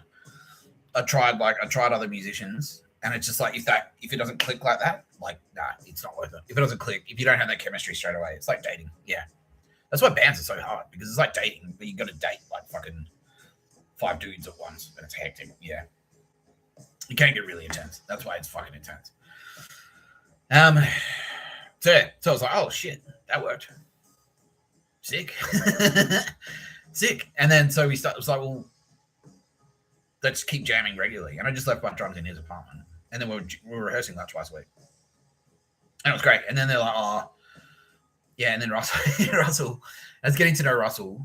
And Russell was actually like, he was really friendly. Like he could be quite affable. But deep under the surface, like he's very serious issues. Yeah, very serious issues. But I think he was a survivor, like he'd been touched. Like he had a very rough background. He was absolute loose unit. Like no self-control at all. Like smacked heaps of piss. And yeah, had the cutting thing. He had the cutting, like he'd like cut himself and stuff. Like if he drank too much. Yeah, that's right. Yeah. It's like, yeah, because he had this thing about Claire, his ex-girlfriend. Yeah, and so when I joined the band, it was straight after he broke up with his girlfriend Claire and she broke his heart or something. And that's why all the songs, I'm going to fucking kill you, it was named after his ex-girlfriend. He's like, I'm going to fucking kill my ex-girlfriend, basically. Yeah, which is a bit hectic. Yeah, which is very hectic. Yeah. Kitty Carter's like, well, now we're dragging, that's why we're dragging you down to hell now. Really? Yeah. Yeah, and then they're like, all the songs were about his ex-girlfriend Claire, and he was the loosest unit I've ever met. And I was like, oh fuck it, that's sick. That's awesome. Because these guys are rocking. Like authenticity is very important in music. It's extremely important. And this guy is like the most authentic punk dude, most authentic punk metal dude I've ever met. Yeah, he's like, I hate God, basically. It's like, yeah, fucking sick, like Mikey, yeah. Like super authentic. And like any kind of, they were juiced in with like, they knew other rock and roll scenesters from the area. And we were jamming and like we pulled like, and that was just that first session. We pulled that song together and it was like, well, what else have you got? And then that EP or that demo, I published 3 songs because there were 2 other songs that I wasn't happy with my drumming on those. So, and because it was just my drum demo, I didn't put them up on YouTube. And that's the only reason I didn't publish the other 2 songs. I think the other guys were great, but I didn't think it was the best illustration of my drumming. And so that's why we recorded a 5-song demo, but I only put 3 songs up because I thought the other 2 songs that weren't good enough because it sped up and it's like, yeah, it was a bit loose. Like, yeah. So that's why, but we pulled that 5-track fucking demo together in the first couple of weeks because they had all this. It was like, well, we've been working on this. We've been jamming for a couple of years. We've got this riff. We've got this bit we've been working on. We've been working on this. I was like, all right, cool. And so now they had a drummer. They could pull it all together and we could like, all right, structure it. And it's like, then it goes this and this and this. And it got addictive. I'm like, yeah, sick. I can't wait to get to fucking band practice. What are we going to work on? Yeah. And so that was like, yeah, sick. We had this like flurry. We had a super creative period. It was amazing. And so we went from like, we did that Answer for Forget. That was the first session. By the end of like maybe like 5 weeks, we had that five track demo down. And I was getting to know Russell. And Dave Furious was cool. He was mild-mannered, but he was a sick fucking guitarist. And at that point as well, like my social life was in a bit of a state of flux because I wanted to get the fuck out of Chivo Espresso because it was like Nazi, Lucchese crime family controlled Nazi stronghold. And it wasn't like, it became clear to me. It was like, well, yeah, I was the best barista in that place, but it was just like an uphill. Every day was an uphill shit fight. Like people would just call you a cunt for no reason. You go to work and it's like, I don't know. Like I'm never going to get promoted out of this job. Like I'm never going to get promoted to like fucking manager or whatever. And everyone at work was a bit of a fuckstick. It was super competitive, yeah. And I couldn't be bothered. Like everyone at work was a rival, effectively. Yeah, and I just couldn't be bothered. Yeah, and yeah, Andrew Chalabek, the Judas worked there, and I wanted to get away from him. I wanted some distance from him because he was grinding. His insecurity, like he was so insecure that he dragged you into his vortex. It's like, yeah, like, you know, you couldn't tell him anything. I was like, oh, I'm studying. And meanwhile, the Nazis are saying, like, Nick Tapscott doesn't study. He's never studied. He's not a writer. He'll never be a writer. He never has been a writer, and he never will. And so I'm like, I have to go to uni. Like, I've got a massive assignment due. I have to write 100,000 words this week. And he's like, yeah. Oh, I've got to go to uni and hand in this assignment by Tuesday morning. And then he called me up and go like, can you come into work on Monday night? Like, remember I said I've got that assignment? He's like, what? What assignment?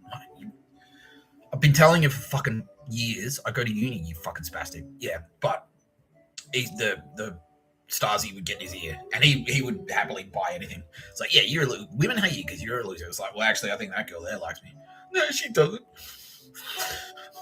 And then instinctively try and clock block you.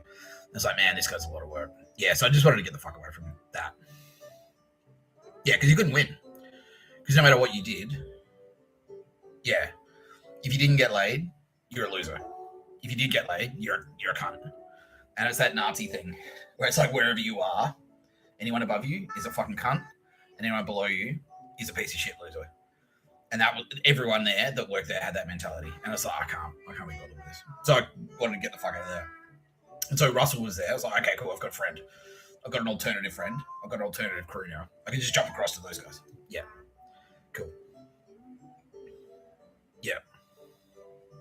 But I didn't do it. I wasn't too arsehole about it, was I? Who was there? Nadia Daly. This is Nadia Daly. Because Nadia Daly was actually working there. Yeah. She inserted herself as a turbo babe. I actually banged her a couple of times. She's like, he was good. No, not earthly Nadia Daly, but an angel was sent by Nadia Daly. Yeah, I banged her. Yeah. Oh yeah, she was married to a spy. Yeah, I banged her. I was fucking his wife. It's like shit. A Serbian spy. Yeah. Anyway.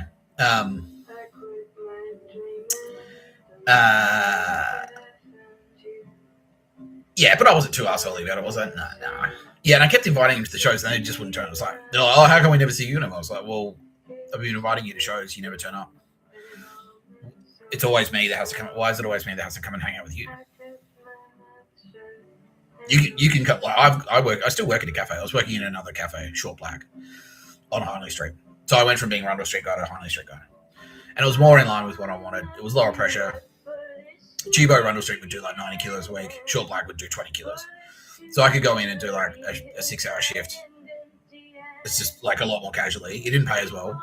But then it would free me up. It'd free up my brain space so I could focus on studying. Because I'd gone back. I was trying to finish my degree. I was like, nah, this is the year. I have to get this done. Yeah. I have to get this done. Yeah. Yeah. Anyway.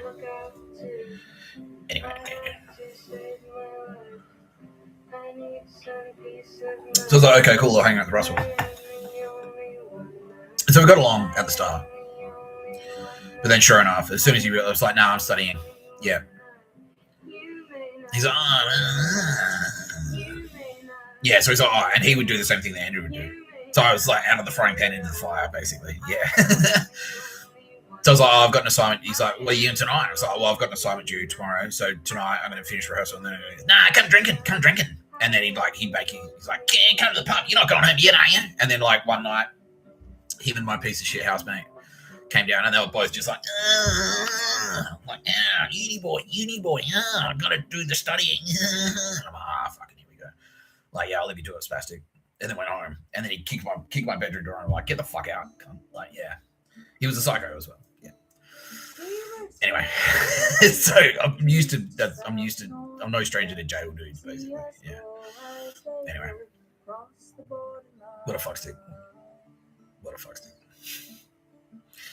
Yeah, so I'm like, okay, so now I'm gonna have to do the same thing with him. And he was like this with everyone.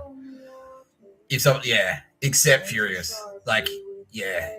But same deal. Like if you got close to a girl, he'd try and clock block you.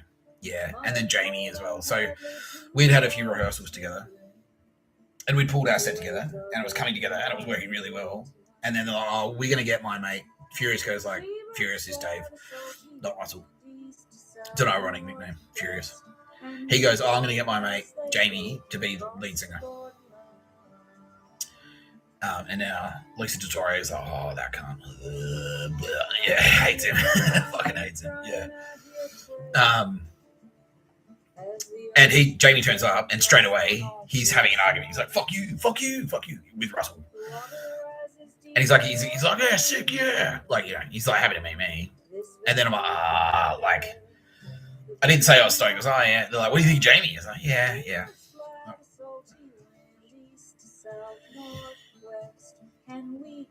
But you like Jamie, right? I'm like, look, I like him. I could just see Jamie and Russell clashing, that's all. Because, like, the only interaction I've witnessed is, like, Jamie and Russell immediately having an argument about something, about nothing, about something completely trivial. It's like, no, fuck you. Oh, fucking shut the fuck up, Russell, you spastic. Yeah. Straight away. They're all skate dudes. They're all pub dudes, like skate rat punks. Yeah. No, they're all broke as shit. Except, Dave had a job. Yeah, they're all broke as fuck. No money. That like Jamie would do stuff like go walk around the pub with his hat in his hand and go like, yeah, give me $2. I need to buy another beer. Like get people chuck coins into his hat and then he like buy a jug and then drink it. Yeah. No, well, I could see you guys clashing. That's all. Yeah. Yeah, I can see you guys clashing. Yeah. Oh, really? Yeah. Yeah, so right now, Lisa Tutore, aka Goddess Persephone, is filling me in on all the douche tards. Yeah. And there was another guy, Faz, who would turn up. And like people, like other rock stars would turn up from time to time. Like scenesters, hardcore scenesters. Because Russell was in the hardcore scene. He was in another band called Dick Diver and the fucking somethings. Was it Dick Diver? No. It was Dick Daly, yeah. Dick Daly and the Storm Riders or some dog shit. Yeah, anyway. He was in another band. He was in another punk band. Yeah, Backseat Romeos or something. Anyway. Crown and Anchor was the local pub. That was the punk pub. And that was Russell's scene. He's like, yeah, we're going to be a Crown and Anchor. We're going to be a Crown and Anchor band. I'm like, all right, well, yeah, all right. I never hung out with Crown and Anchor. But I was like, yeah, cool. All right, well, whatever. I was more of an Exeter man. And so that was sort of like the difference. The Exeter was a little bit more wanky. It was more like a hipster pub. Yeah. More like an indie folk pub. More like an Aldous Harding pub. That was the Exeter. And then the Crown and Anchor was more like a fucking, I don't know. The Slayer pub. Yeah, exactly. Yeah. The Crown and Anchor was the Slayer pub. And fucking the Exeter was the Aldous Harding pub. And that's right. And I remember, and this is when, and Aldous Harding, they're gonna team. Okay, so this is Nutty Daly. You're gonna share an idol, you two. Yeah. Yeah, and Aldous Harding. This is Aldous Harding. Yeah, and Aldous Harding. Thanks, Aldous. Yeah, and so she saw this. She's like, this is where you realize that you didn't fit in anywhere, basically. Yeah, because that was the thing. So like, the pub I wanted to go to was the Exeter. The pub that I'm gonna fucking kill you wanted to go to was Crown and Anchor. And the pub that my old fucking Chibo friends wanted to go to, it wasn't a pub, it was a bar. It was called Fumo Blue. And so I'd go to Fumo Blue. He's like, where are you been? How come you're not hanging out with us? It's like, because I've been at the Exeter. It's like, that pub's full of fucking hipster wankers. Your shit. Then I go to the Crown and I go, where have you been? How come you haven't been hanging out with us? So I've been at food. That place is full of wankers. Getch's wankers. And then I go to the Exeter. Like, where have you been? How come you hanging out with us? No. Because I've been at the Crown and I go, that place is full of bogans. You're a fucking bogan. God damn it. I couldn't win. I just couldn't win. And that was it. It was like wherever I was, it's like, you don't belong here. You're supposed to be at the hipster pub. You don't belong here. You're supposed to be at the bogan pub. You don't belong here. You're supposed to be at the pretentious wanker bar. Yeah. Fuck. Yeah. And I'm like, I can't keep up. I don't fucking know. I don't know. Anyway, so I started hanging out with Furious and getting to know these guys. And we were getting along. We're getting along. And then brought in the broader scene as well. So Russell's housemate Brett and Lisa is saying, like, big time. Yeah, Uncle Bluey. Yeah. Anyway, that's where this story goes. Yeah.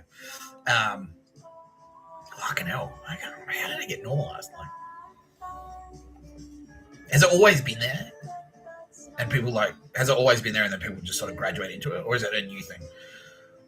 Nah, it's always been there. People graduate into it. Like, yeah. Fucking hell. What happens, like, dudes hit 35 or something and suddenly, yeah, they've got a taste for the fucking underage flesh. What's going on there, Tara? Like, I don't know. Yeah, she's sad. Yeah. I'm sorry, Tara. Yeah. Some kind of design flaw, basically. Yeah. Yeah, it's the same with the Mr Tapscott space magic. Like the space magic that Mr Tapscott puts space magic in people, and it makes them fucking like murderers. Tara Bennett puts space magic in people, puts love in people, and then like that makes them pedos. Yeah, it's like a fucking bizarre like abomination. Yeah, it's fucked up. Anyway, yeah. So Brett. There's a broader scene. There's a band called Love Like Electrocution. So I mentioned on the podcast the other day, there's a guy called Tom McFarlane who was the lead singer of Love Like Electrocution. He's card carrying SS basically. And there are other dudes in the band scene. It's really pretentious, and it's like I started trying to be a promoter, and people are automatically it's like Nick Tapscott's a cunt. Don't turn up to his party. Like Mark Mitchell, he's a fucking spastic. I'm gonna Google this guy. What was his band name?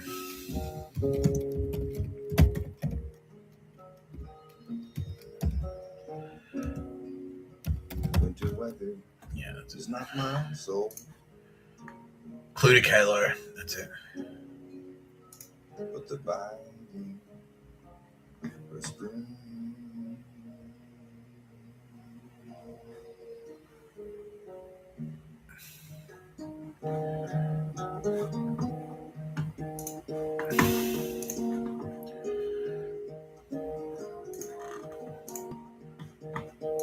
Why is everybody looking at me? Yeah, that's him. Clue To Kalo. Like there's something fundamentally wrong. So I just used to see this guy around. He used to work at Dart Records on Rundle Street.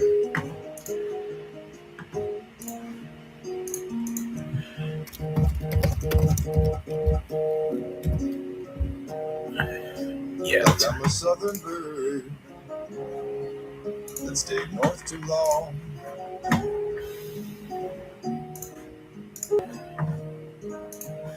Yeah, this kind of yeah. They are all Nazis. All of them. Yeah. They're all fucking legitimate, like Stasi secret police, effectively. Yeah. What's Mark Mitchell's background? How did he end up being a Nazi? Through university. Yeah. And MI6 Nazis got to him. Yeah. Dog shit. Yeah. So this guy, like, I met him out in the scene a couple of times, and then like he just started turning it. One day he flipped and he started turning up to my cafe to call me a cunt. And I'm like, what the fuck? Can I help you? Like, fuck you.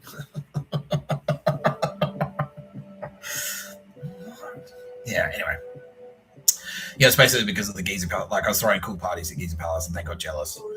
And then the Stasi put the word out. It's like, suppress Nick Tapscott. Yeah, via MI6. And so that was the directive, like suppress Nick Tapscott. Yeah. Anything that guy is sucks. Like, he's either lying or a shit. Like, yeah. Basically. Yeah, the same cunts that were saying, like, oh, you didn't go to uni. You don't go to uni. You don't go to uni. Yeah. Yeah, those faggots. Yeah. So it's kind of getting to know those so the whole music scene, I was sort of getting to know that. And so, like, getting to know Russell and Furious, and Brett was their housemate. That was sort of like a foothold into that world. It was really pretentious, and fuck them. Like, in retrospect, I wish I hadn't spent so much energy like trying to be liked by them. I should have just told them to get fucked. But anyway, we all learn one way or another. Yeah. That's the thing. Like, then they fucking flipped. They flipped after the dancehall thing. They all flipped, and now they're all my best mate. And I'm like, well, you've been cunts to me for fucking 15 years, and now you're my best friend because you've seen like a fucking dance or some shit. Go fuck yourselves. Yeah. Anyway. You're a project manager. Yeah, you're not a copywriter, you're a project manager. What the fuck are you talking about? Yeah. Anyway, that was East German Stasi's Nazis. And just for that, we're gonna play Google Maps.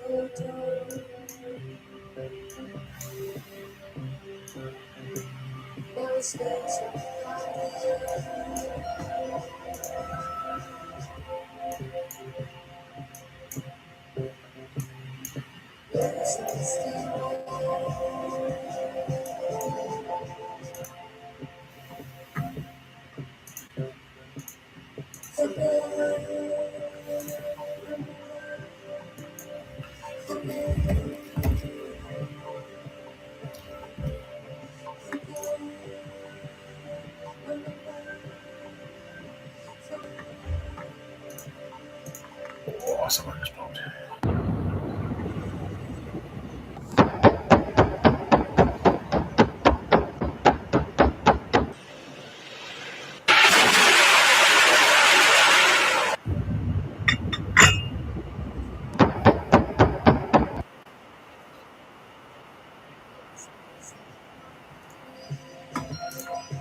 Yeah.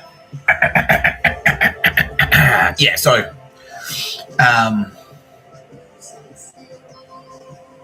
it was my foothold. I was trying to get a foothold into that broader music scene because I was a little bit confused about what I wanted to do. I was studying communications, but it's like everyone will tell you, don't be a writer. Everyone will say that. Everyone will say, don't be a writer. And I was like, yeah, but I like it and I'm good at it. And I wanted to be a copywriter in advertising. And I was like, nah, I'm pretty sure that's the path. But I wanted to leave the door open to music. Because, like, hey, maybe there's a chance I could still be a rock star. And so I kind of went like, well, this will be my last attempt, basically. Like, if this band doesn't work, then that's it for me. I won't be a rock star. So I'll try it. I'll try this. And if this doesn't work, then I won't be a rock star. And now, she's like, strap in, cunt, because you're about to be a fucking rock star. All right, sick. Yeah. Funny how the world works, I guess. Yeah. Anyway. So they're keyed into the broader music scene. There's a little crew called the Church Crew, and it's a bunch of dudes who are in bands like local musos. And Lisa's like, yeah, she fucking hated them. They're all pricks. Yeah, and their bands are all shit. Yeah. They're fucksticks. They always were fucksticks. Yeah. Lisa was in the scene. Her boyfriend, Lisa and her boyfriend used to come in to see me at Short Black. And I'd make them coffee and stuff. They'd come in quite regularly. And so I made friends with him. He was in a band as well, locally. What were they called? Straight to Video. Yeah, Straight to Video. And they were actually pretty good. I didn't mind them. Yeah, they were good one. Yeah, they were all right. Yeah, indie band. Like, they sounded like Sonic Youth, basically. That's why Lisa likes them. Yeah. So Yeah, they got chopped up good. Yeah.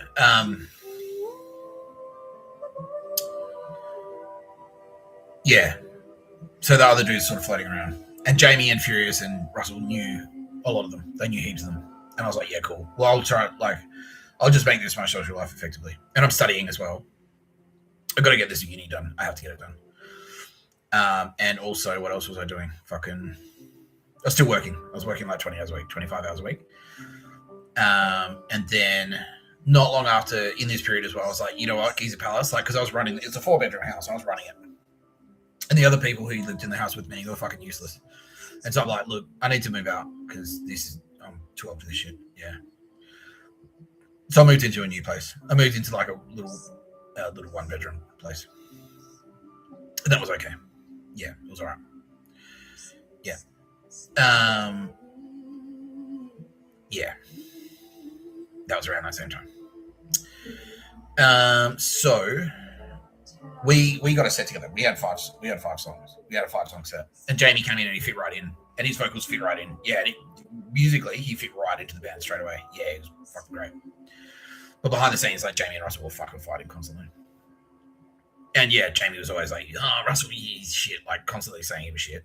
And then Russell was saying, Jamie's a fucking cunt. They had something going on. I think basically what had happened was, yeah, because so Jamie's girlfriend, Sarah, so Jamie was just some punk dude, and then he hooked up with this chick, Sarah. And Sarah was actually hot at the time, but she was proto-femo-Nazi.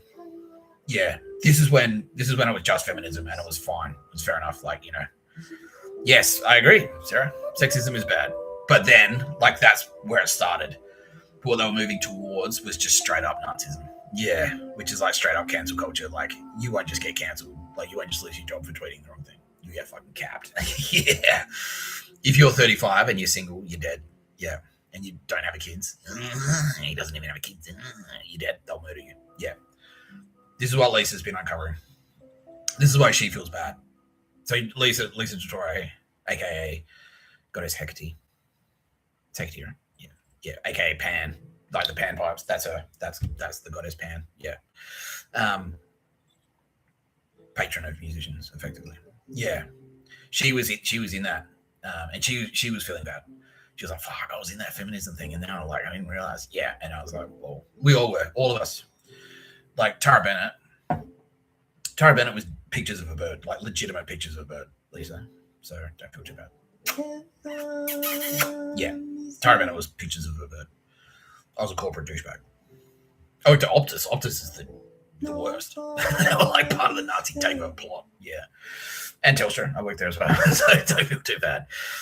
But yeah. And so that's who Jamie hooked up with, Sarah. And then she was in Jamie's ear going, Russell's fucked. Because Russell was fucked. Because Russell, the girl, was dating a girl called Claire, and he was really super hung up on her. And then he ended up bashing her. Yeah. So Russell ended up bashing her. Yeah. And then that put him at odds with Sarah. And so Sarah and all the local women were basically, like, a lot of the local women seriously wanted to fuck him. They still wanted to fuck him. But then there was like a colonel, a cadre, who wanted to, like, hated him. Yeah, he's like, Russell's a fucking cunt. Yeah, and just wouldn't let up. Yeah, doing their like proper East German Stasi tactics. Just going out of their way to ruin his life, effectively. He got pre-cancelled. Yeah. Yeah.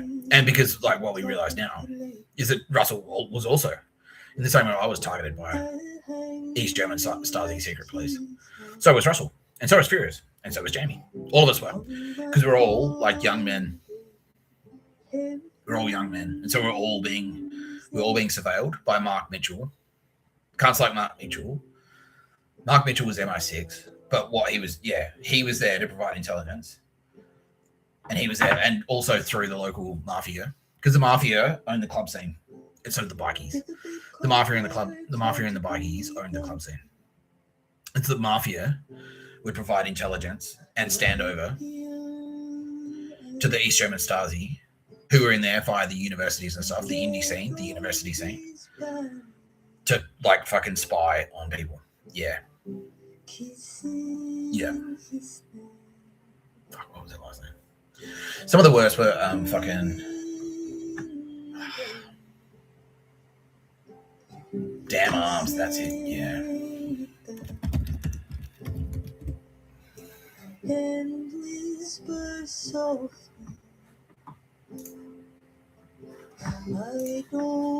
And they were like, this is why Vice magazine. Vice magazine realize it, but Vice magazine, especially in Australia, was effectively a front for a secret police force. The East German secret police, that's what it was. It was a front for East German secret police intelligence network. Yeah. Yeah. So this cunt, Yama.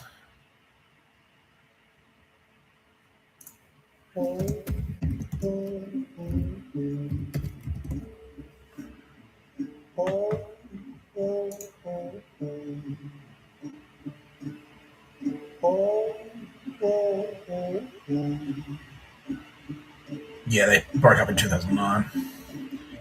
So he's fucking spastic. Yeah, Tim Sullivan, he's fucking terrible as well. That's him.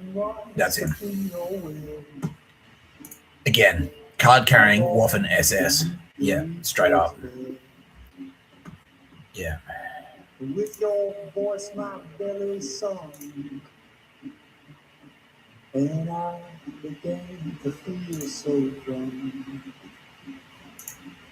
Camera on my clock. Oh Lord, I must have heard you knock me out. Yeah, and there is more Xerxesum. Because that is not damn arms. That's deep fake. And that's sort of supposed to say, yeah, this is your band, Nick Tapscott. This is I'm going to fucking kill you. Because that's what we look like. We all wear black t-shirts. And that's supposed to be me there. You're the short, chubby one. Yeah. And that's why we're going to play Google Maps.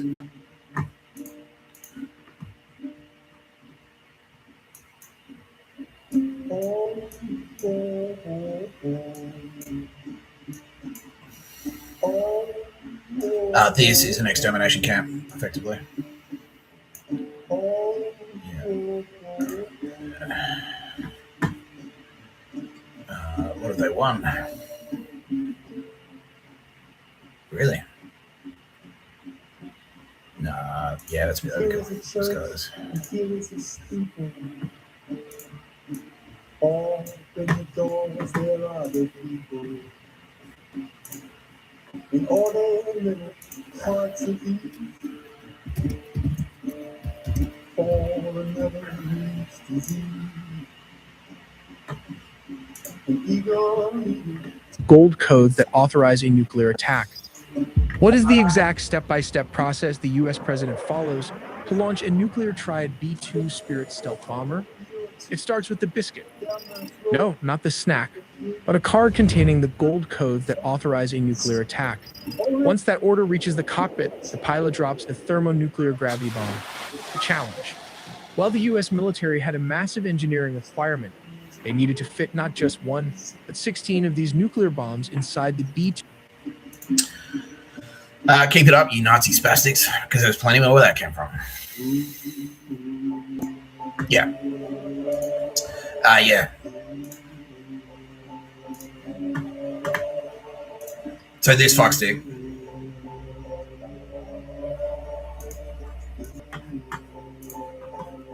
This fuckstick's card carrying SS. And he always hated me because his girlfriend, can't remember her last name.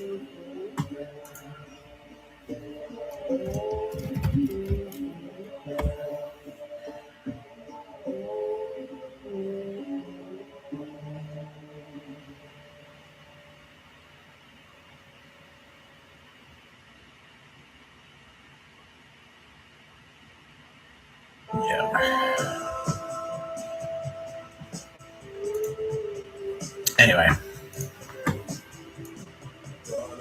his ex-girlfriend Sarah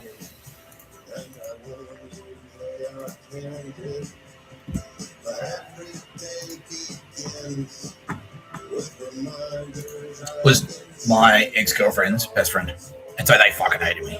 Yeah, because I dumped. That was Nat, that was the bitch who I like. Look, if you don't tell your parents that you're going to sleep outside the house, I'm going to break up with you. And then she didn't do it, so I dumped her. She fucking hated me. Obviously. Yeah, she and legitimately plotted to kill me. Yeah, she was planning to murder me. Yeah, effectively. If I didn't get out of Adelaide, they probably would have done it. Or at least tried and failed. But yeah. Yeah.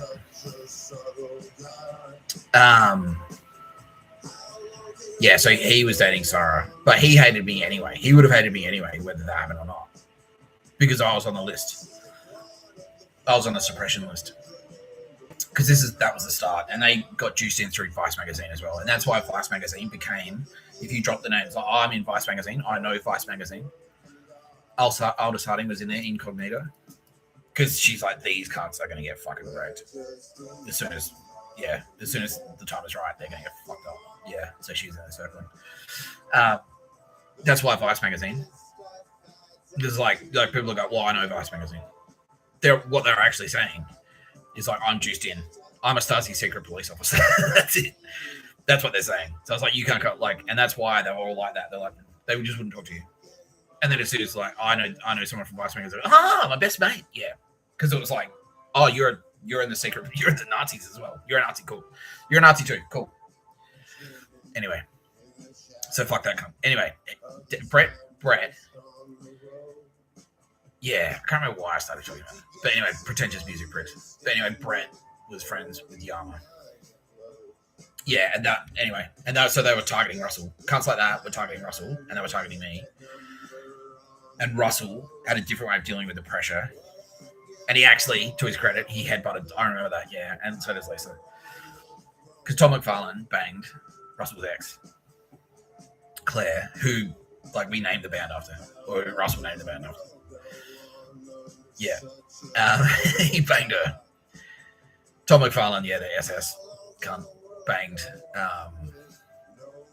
Claire, and then Russell heard about it. He turned up to a club and just went like, hey, Tom. It's like, oh, hey, can I have a word? It's like, yeah, sure. Bang! Did you fuck Claire? It's like, yeah. Bang! And then headbutted. Yeah.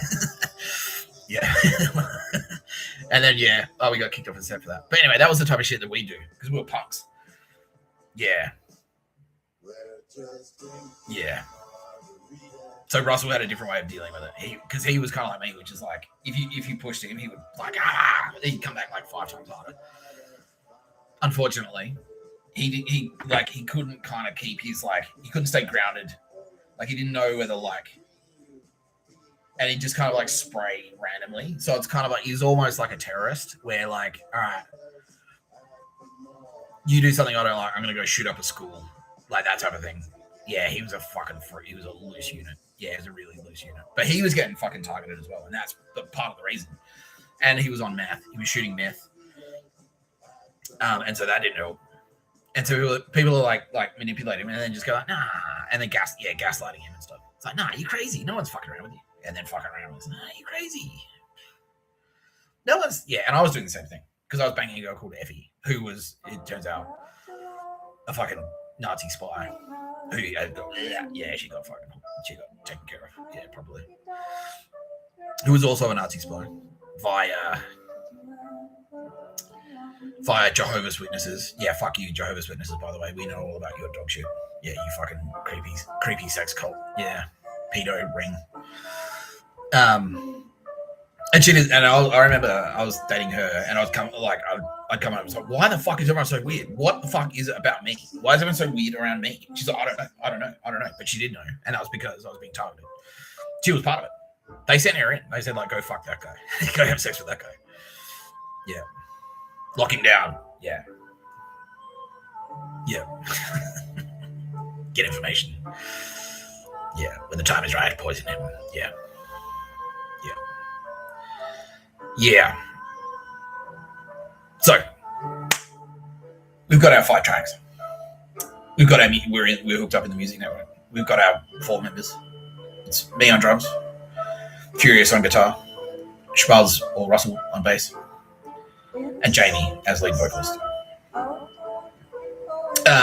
We start playing around town. People start to like us. They're like, actually, pretty good.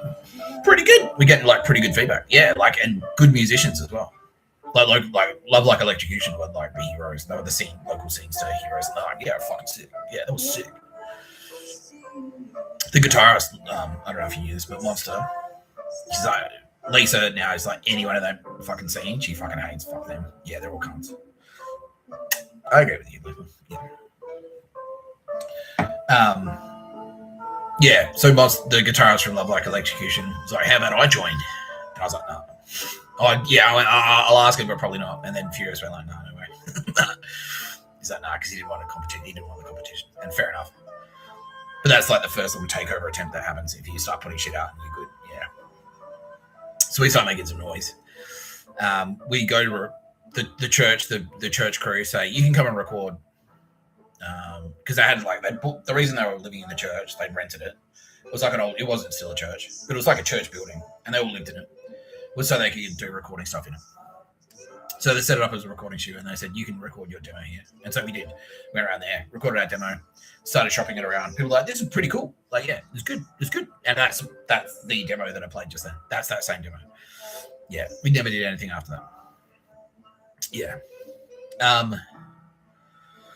Yeah, so one of the guys at the church is a guy called Justin. Yeah, now we know why. Yeah.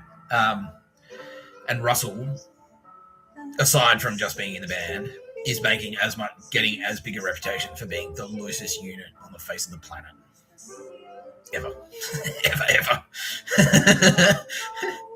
So he's out there causing absolute mayhem.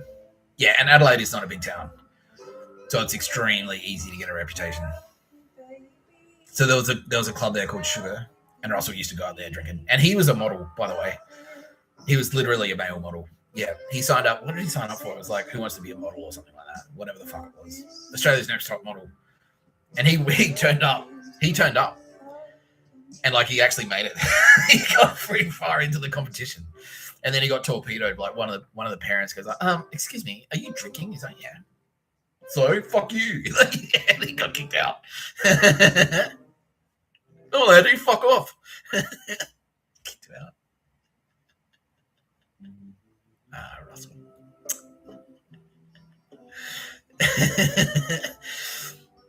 That was a club, yeah. And him and Justin used to get up to like, because Justin was just as bad, but for some reason the attention would always be focused on Russell. Russell, the stories would go like if Russell and Justin did something, the story would be Russell did something, and Justin just wouldn't be. And now we know why. It's because like Justin was effectively an SS dude as well. He was effectively card carrying off an SS. Yeah. Justin Hermes. Yeah. Yeah. Yeah. Dog shit. Anyway. So, yeah, Russell had to stay awake for 3 days, and like there was no predicting, and just doing the loosest shit. Yeah, so one time, and he telling the stories, and like I wasn't there like all the time. I was nowhere near as loose as Russell. I'd just kind of get wasted and then go home and I'd pass out. But Russell would go because he'd shoot meth and then go get loose, and he'd cut himself constantly. Like yeah. And so he fucking like two separate occasions he got thrown out of Sugar, this nightclub, because he was up there drinking, and a girl comes up to him and goes, you're like really good looking. He's like, are you telling me that you want me to take you into the bathroom right now and eat your pussy? Is that what you're saying? She's like, yes. He's like, all right, let's go. Oi, Stephanie. It's like, I'm busy. Russell comes out. Just fuck your girlfriend in the bathroom, bro. Guy's like, oh God. One time, Russell and Justin were out there, and fucking, they're there just drinking, like staunching the shit, like yeah, punk as fuck. And some guy goes, hey, what are you guys in band or something? What's going on? And Justin goes, hey, Russell, this cunt's talking to us. He's like, what? Fuck you. And grabs him around the throat. He's like, what the fuck? The fuck? And get into a fight. Smashes the glass, like, poosh. Grabs the glass, and then goes, slashes himself in the belly, and he goes like, "What are you fucking? You want to fucking some of this shit?" The guy's like, "Oh my god, he just fucking stabbed himself." And he starts pissing blood everywhere. Fucking like, "Oi, get out! Fucking hell, Russell, you fucking spastic! You fucking spastic!" And we were supposed to be playing. That was actually, I jumped ahead a little bit there. Yeah, and then because the next thing, so we had the demo, we had the 4 members, we had the demo, we had the set, we had like 5 or 6 good songs. So we could go a set, we could play for 45 minutes, all originals, and so that was all stuff that was stacking up in our favor. People are starting to realize, holy shit, Mr. Tapscott, this is you're not. Yeah, you are hardcore after all. Yeah, bro, I've been around. Yeah. You're not PG-13 at all. I brought my kids. They're like, oh, don't watch. Yeah, don't watch this episode, little Jimmy. Like, yeah.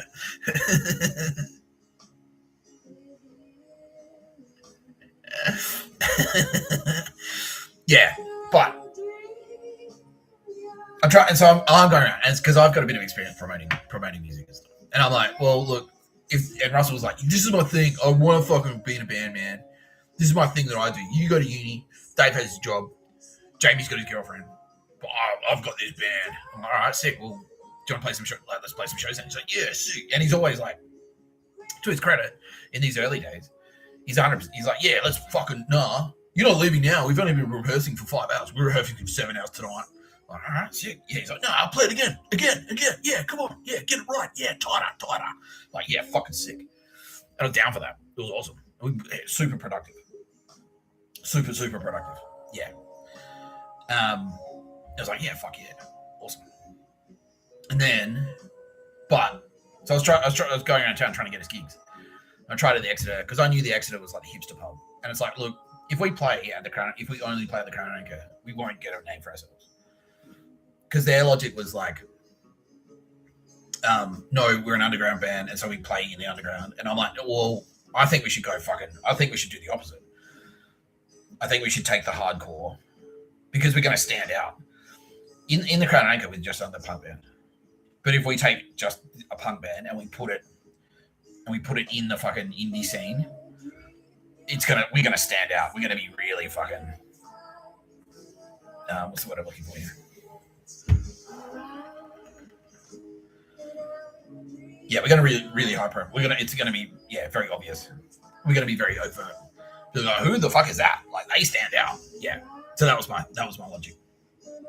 So I'm like, yeah, we take the punk, and they were kind of like, oh, but indie, I'm scared. That's not our crowd. It's like, yeah, but that's why we should do it. We're gonna get in their fucking faces, because that's punk. That's a punk thing. We're gonna get in their faces. You know what I mean? That's like Sex Pistols. It's like, we're the opposite of the Royals, and that's why we're gonna play a gig. We're gonna float down the Thames and play a Sex Pistols show in front of the Buckingham Palace. Yeah.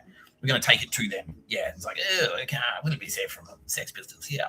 Oh, no. Oh, I say. Yeah, exactly. So that was my thinking. It's like, no, we want to get in their faces. That's where we want to be, because we'll really stand out if we do that. Yeah. So, I was trying to shop through, and everyone was just like, no, you can't play here. Nah, because you guys are bogans. We know Russell. We've heard stories about Russell. We've heard stories about you, Mr. Tapscott. You guys are bogans, and so no. You play dumb bogan metal, and that's it. You're dumb bogans, and it's just going to be dumb bogan metal. Dicks and balls and boobs. That's what they thought. That's what they thought it was going to be. But no, it was 4 things: dicks, balls, and boobs, and pussies. No. Anyway.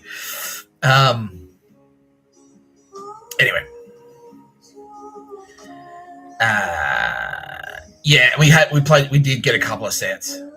Like, we played like a set or 2 at the fucking Crown Anchor, or like people's parties or something like that. Yeah, we played at someone's birthday party, and that was our first show. And people, like, there was a handful of people there who were like, that was really cool. That was really cool, man. Yeah, it was cool.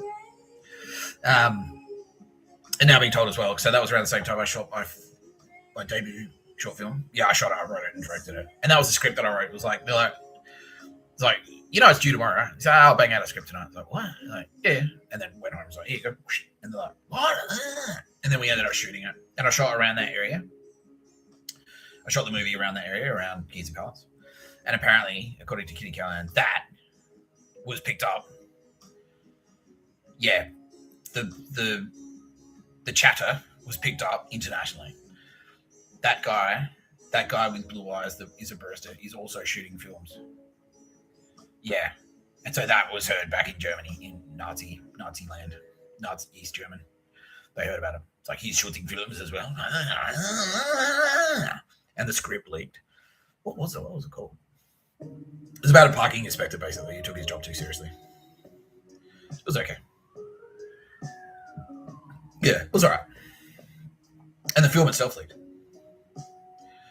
Yeah. They smuggled a copy of the film out of university to share around, like, who must we suppress? Yeah, and so that was happening around the same time. And so that, combined with the parties I was running at his palace, combined with, I'm gonna fucking kill you, combined with my other running, was putting me at, like, making radar screens going boom, boom, boom. But yeah. And so that first gig, I remember, because he was a spy, yeah. So I shot the film with the Chinese cunt, and the Chinese cunt was a Nazi spy. Yeah. And then he turned up to the gig. Yeah, and so he's like, yeah, and that guy wrote a report basically that said, report in a class with this guy. He made a movie, and then I watched his band, and his band was pretty good. And so that went up. Yeah. Ying, he was a cocksucker. Yeah, Chinese Nazi spy. Dog shit. I bet they took care of him, didn't they? Yeah, Chinese. The Chinese fashion. The Chinese way. Anyway. I'm trying to get his gigs. But I'm having trouble. Because everyone's writing stuff. And it's like, okay. But I knew that...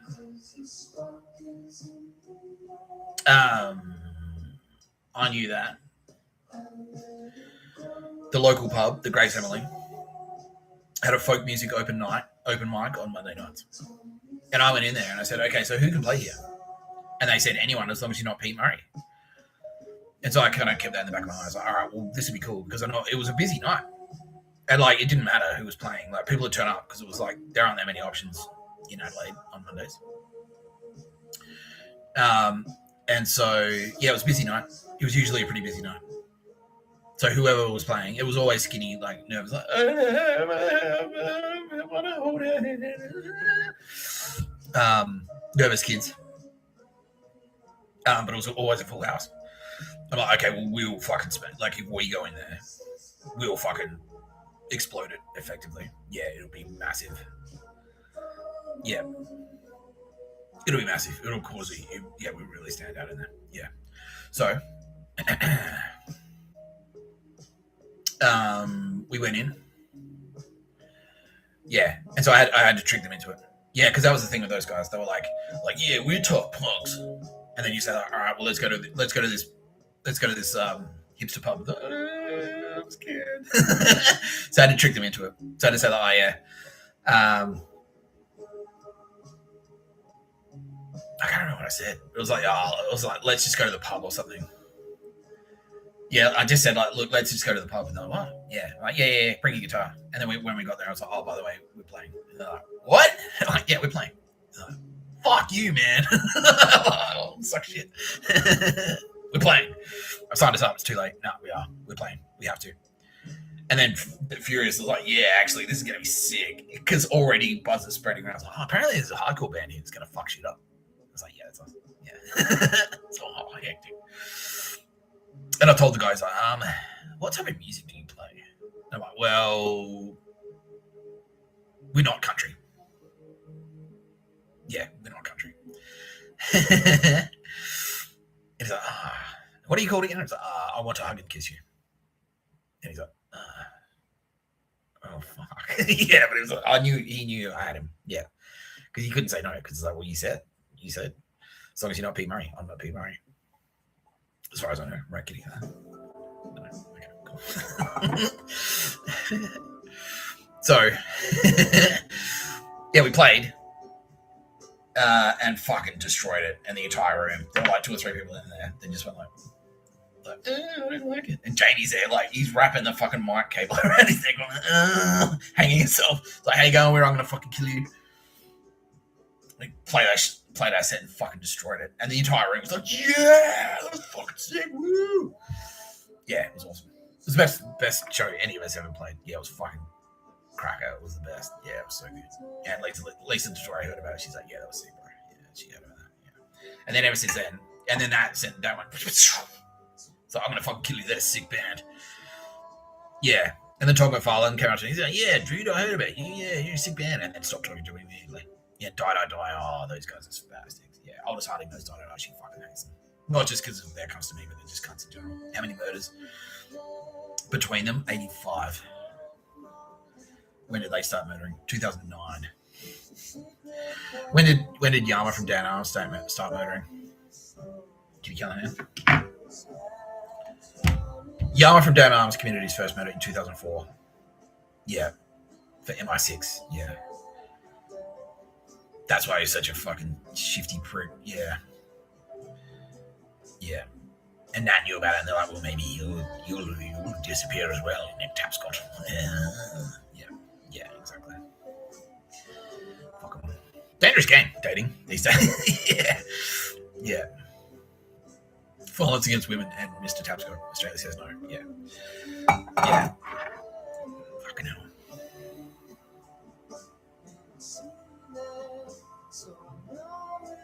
Anyway.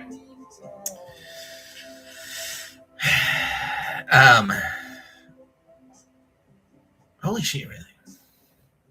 Apparently Russell, yeah. And this is why Russell was so fucked up. Russell committed his first murder when he was 13. Assassination? Holy shit, who for? Asio. When he was 13. Yeah, because he was targeted. He was a vulnerable kid. Yeah. How many murders had he committed when I was in bed with him? About 3. Yeah. But that's why he was so fucked up. That's why, because he hated himself. Yeah. The guilt. Yeah, he fucking hated himself for it, didn't he? Yeah, and I bet he got touched as well. Did he know Mike Burgess? Yeah, he did. Yeah, connected to Mike. Was he connected or he knew him personally? Knew him personally. Yeah. Fucking hell. Did Mike Burgess touch him up? Yeah. Oh, fuck you, Mike Burgess. This is the damage that it does, by the way. Yeah. Disgusting. Yeah. Fuck you. What about Furious? Furious is clean, right? Like, yeah. Furious is clean and Jane was clean, but it was Russell. Russell and when was Yama? How old was Yama? Oh, we just went through that in 2004, so it would have been like 22. How old was Sarah? Around the same time? Yeah, because they were a unit, right? Yeah. Fuck you. Yeah. How many did Sarah commit in the end? 39. Oh, what a bitch. Yeah. How did she go? How did she take it? Very badly. Yeah. What did they do? Knife her and dump her in the ocean. Yeah. Suck shit. Suck shit, Sarah. She's in hell, apparently. Are you sorry? No, of course not. Well, Aldous, you know what to do. Give me a kiss, Sarah. Yeah. Anyway. Yeah, so then that. And then after that, we could play. We could play places. Yeah, we could play around. And so we did. And I'm going to pause for a biscuit because I'm quite hungry. Yeah.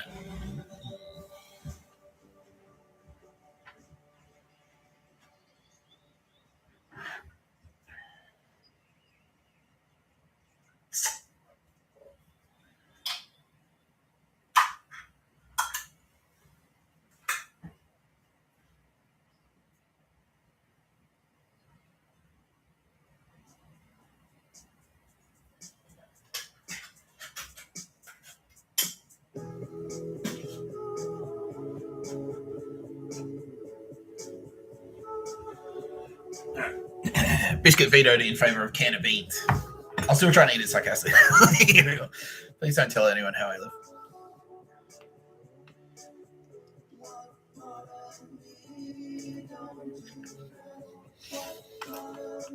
Honestly, this works.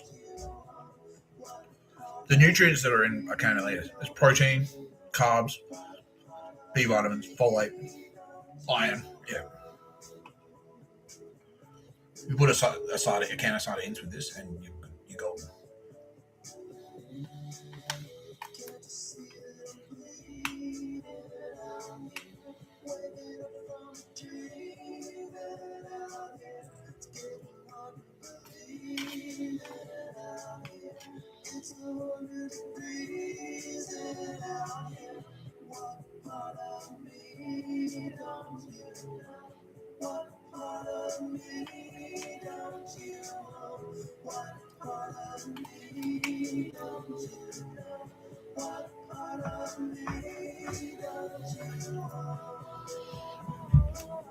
So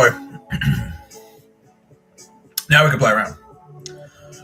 It's a double-edged sword because now we're hot property. We're playing 2 shows a week minimum and rehearsing twice a week.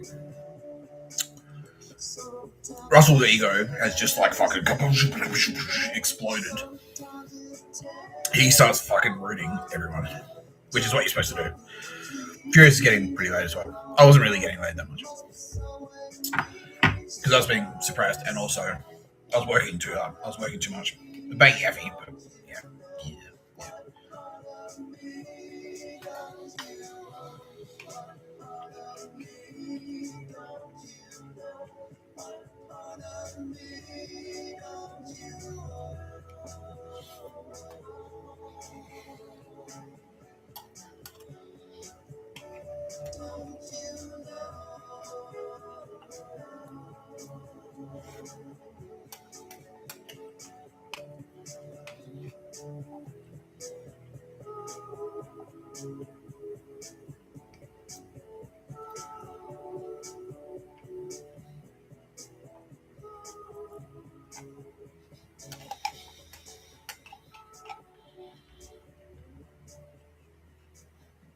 Yeah.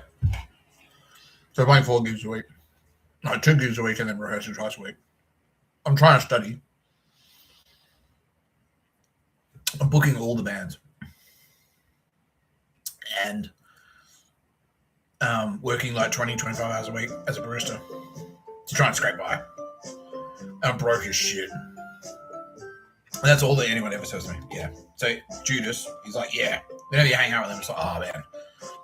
Played a 6 show last night. Wrote a movie. Got a HD. Or whatever, distinction. Did this and this. He's like, yeah, but you're broke. And that's all. And Chris Tapscott the same. You're broke.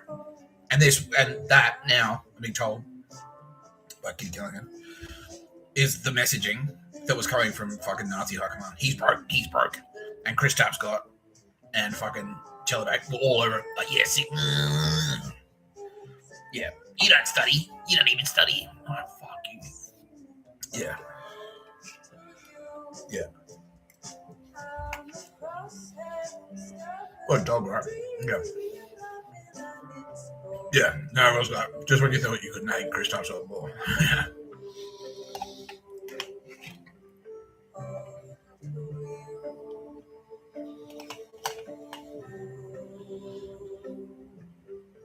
Oh, yeah. Ryan, Kelly, and Danny.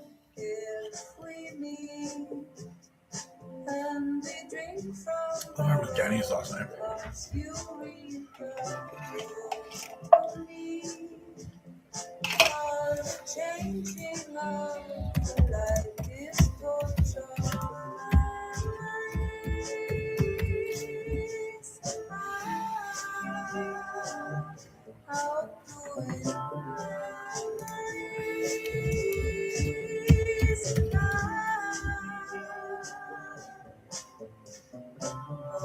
Danny Piert, yeah.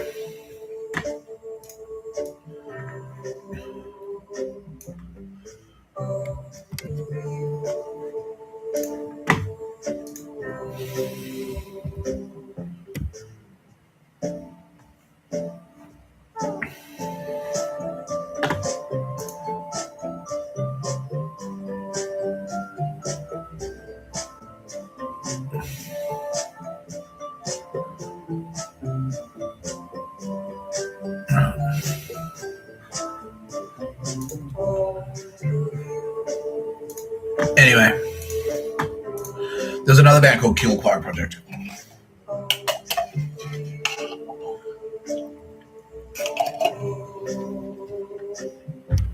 Adelaide has a hardcore scene, by the way, and now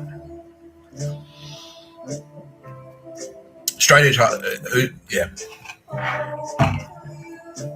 So we're coming in. I'm gonna fucking Killchoir coming in as an antidote, as a counter to the hardcore scene, because the hardcore scene is basically turned into like a uniform militia. That's what it was. Yeah. And now it's like, and I just thought it was like really sceney. Turns out, no, it was actually like a militia. Yeah, they were setting up to be a militia. Yeah.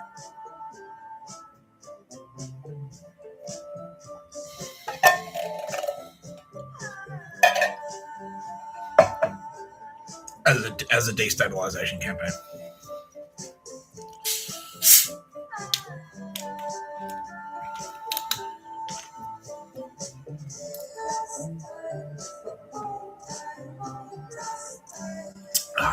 Delicious.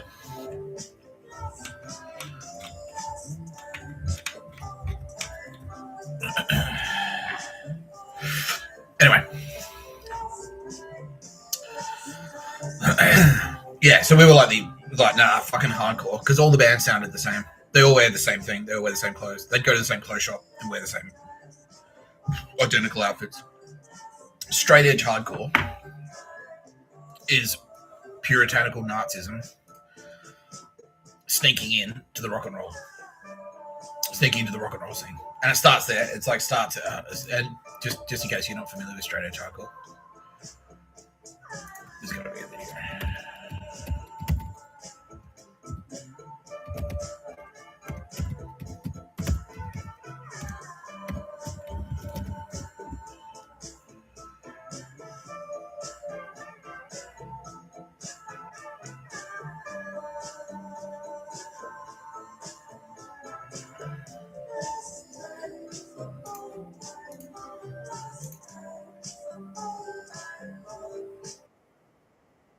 Drink, and don't do drugs.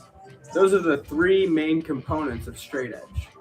Now, what does it mean to be fully straight edge? Well, don't drink, don't smoke, and don't vape. No smoking, no drinking, no form of alcohol, no vaping, no smoking anything, none of that fake e-cigarette shit. Just be clean. It's a lifestyle it's about you being clean. It's about you taking care of yourself and looking attractive and young and feeling great forever. Now, here's the deal. There's other rules about this. I believe that straight edge also consists of don't drink caffeine as much. Now, some straight edge people cut it out completely. Some straight edge people have it once every month, once every week. Now, here's the thing. Once every week, I feel like it's too much. I feel like once a month is fine for straight edge. I feel like you don't relapse. I feel like caffeine every once a month won't do anything for you. I don't think it'll affect you in any way, shape, or form. I think living in moderation is okay. But if you have caffeine once a week or every single day, that's bad. And if you say you're straight edge and you have caffeine all the time, that's bad. Because it's like a drug. Because you can't get off of it. That's why all these big companies like Bang and Rain and all of them, there's big major companies that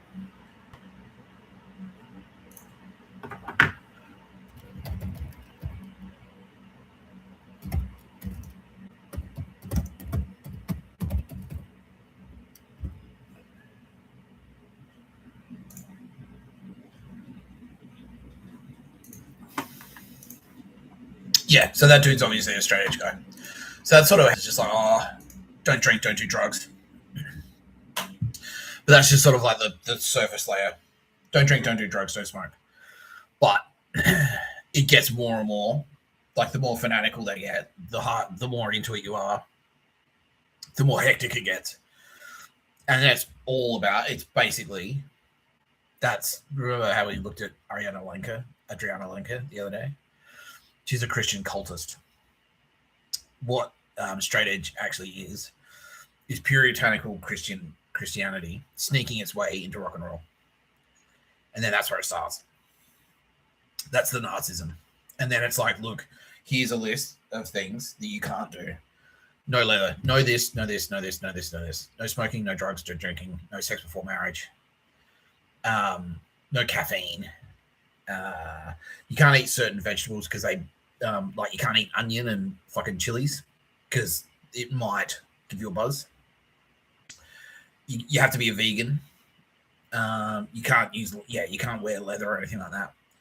Yeah, and it's all there designed to make people fanatical and totalitarian. And it's like, look, it's my way or you're fucking wrong and I can kill you. Yeah, it's basically it. That's what it is. That's the other end of it. Opus Dei Catholicism sneaking its way into rock and roll. That's what it is. Yeah.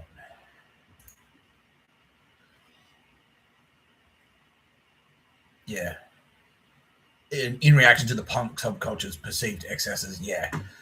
So that's what it is. So punk was Mr. Tapscott and Turbo Babes. We were the pagans, kind of like, fuck you, establishment. Fuck you, Queen Elizabeth.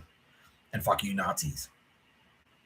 And then that was the counter psyop. That was the counter Nazi psyop. Straight Edge was the counter. That was the counterattack. So okay, we'll take over punk and we'll install something called Straight Edge. So that's the Nazis pushing back into that subculture. Yeah.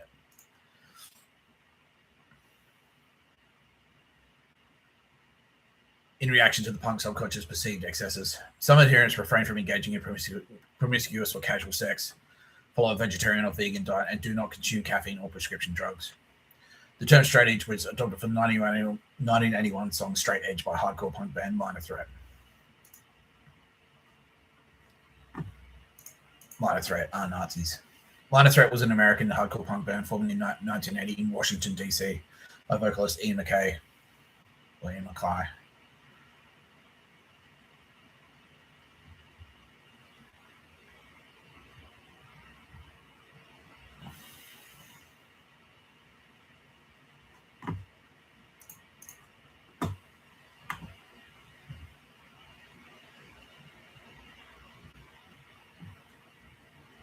Basically, they were in there to target bad brains.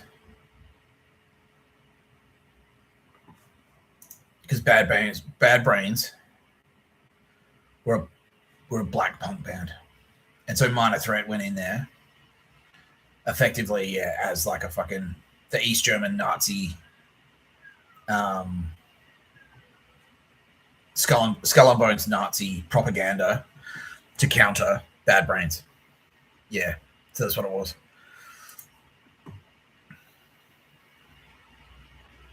Underground music scene, yeah.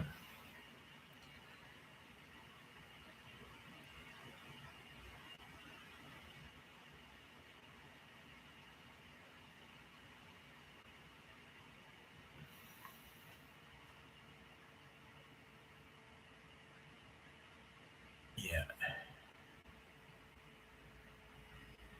Although the original song was not written as a manifesto or a set of rules according to the band members, many later bands inspired by the idea use it as such. Yeah, it's a manifesto. That's it.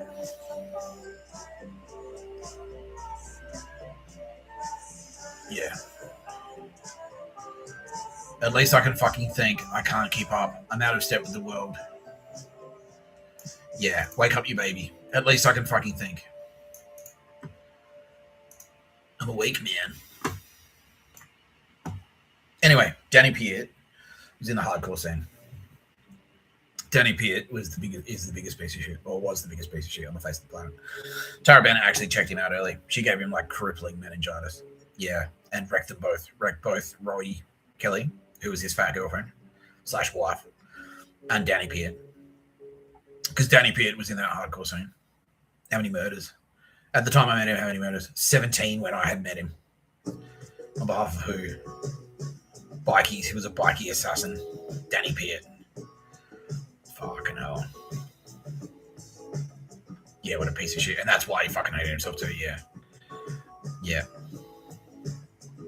Dog shit. Yeah, and Brett. Brett didn't start murdering until later, did he? No. When did he start murdering? When he was about 35. Yeah. I knew Danny was a piece of shit. Yeah, he was a fucking spastic. Yeah. So Tara Bennett checked him out. Before he eventually they just capped him because he was like incapacitated. He was so sickly. He was like disease ridden. He couldn't move. Yeah. She hit him with like fucking 17 different illnesses at the same time, basically. Yeah. Fuck you, Danny. He's so fucking cunt. And you've been my daily. Sit down, we'll frame the facade. Shapes live forever. Yeah, now Ryan Kelly, I actually played doctors and nurses with when I was a kid, when I was 7. Tara saw it. She's like, and Sylvia saw it as well. It's like, holy shit, this guy's 7 years old. He's getting it naked. Yeah. And then she hooked up with Danny Kelly. Danny Piert. Ryan Kelly is Steve Kelly's daughter. Steve Kelly was Chris Tapscott's beauty friend. And he was the fuckstick. He was like, now that I'm on board, I'm in charge. And he was the one going, this is Steve Kelly going, okay, I'm on board. Yeah, okay, I buy it. Congratulations, Mr. Tapscott. Young Sonny, young Nick Tapscott there. Oh, there's no fucking pocket. Yeah, that guy. Yeah. I'm going to need Tara. Okay, so step 1, Nick, you're going to get a tattoo on your face, pal. All right. Step 2, Tara Bennett and Kitty Callahan, they're going to be moving into my house. Because that's how I'll be giving them my instructions and my feedback on how they live. Yeah, fuck you, man. Yeah. Anyway, we check that fucking spastic cunt out. How many murders have he committed? 18. Yeah. Fuck you. I wish I could bash him. Yeah, but so Danny Kelly fucking hated me because Ryan Kelly was going out with Danny. She said that's the guy who fucking had sex with me. She didn't say rape, did she? Like, no. She was like, I fucked him when I was like 7. Yeah, basically. We didn't fuck. We just played doctors and nurses, basically, yeah. But yeah, there was no ejaculation or anything. But, yeah. Whatever. I was 7, she was 7. That's fine. Yeah. Okay. Just kids, young kids. Yeah, so she told her boyfriend, and it was Danny Piert, and he was like, I'll kill him. Yeah. So he really wanted to. And that's who Nat Alia was potentially in talks with to have me assassinated. Yeah. All right, I've just been zoomed, and so as a result, we are going to play Google Maps.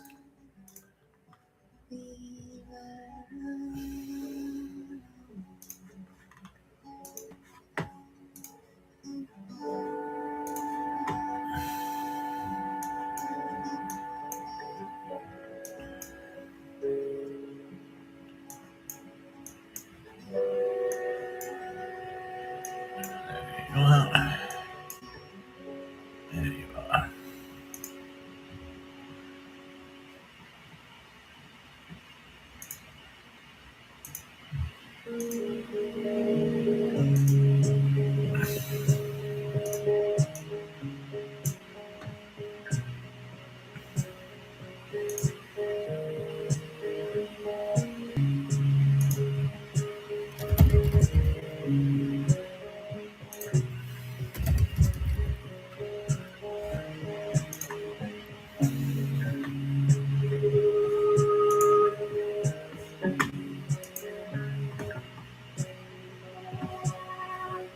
Also known as a fuel-air explosive, FAE weapon, is a type of explosive that utilizes oxygen from the surrounding air to generate a high-temperature explosion.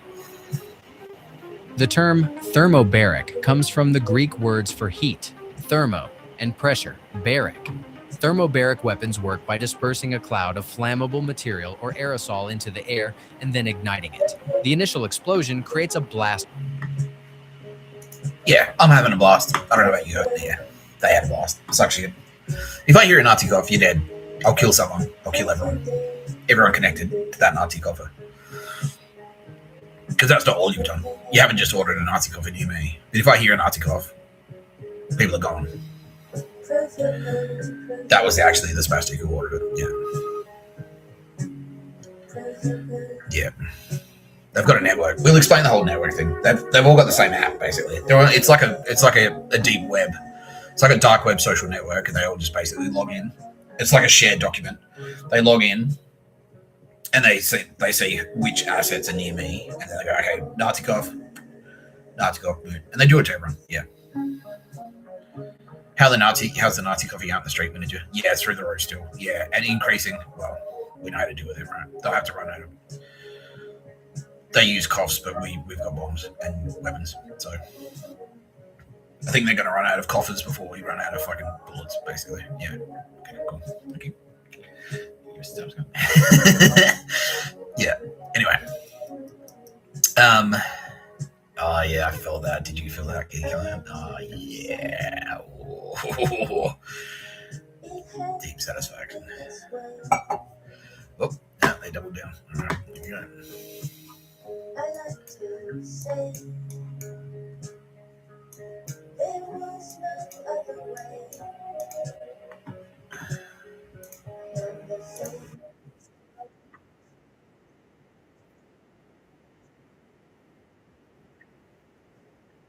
Explosive that utilizes oxygen from the surrounding air to generate a high temperature explosion.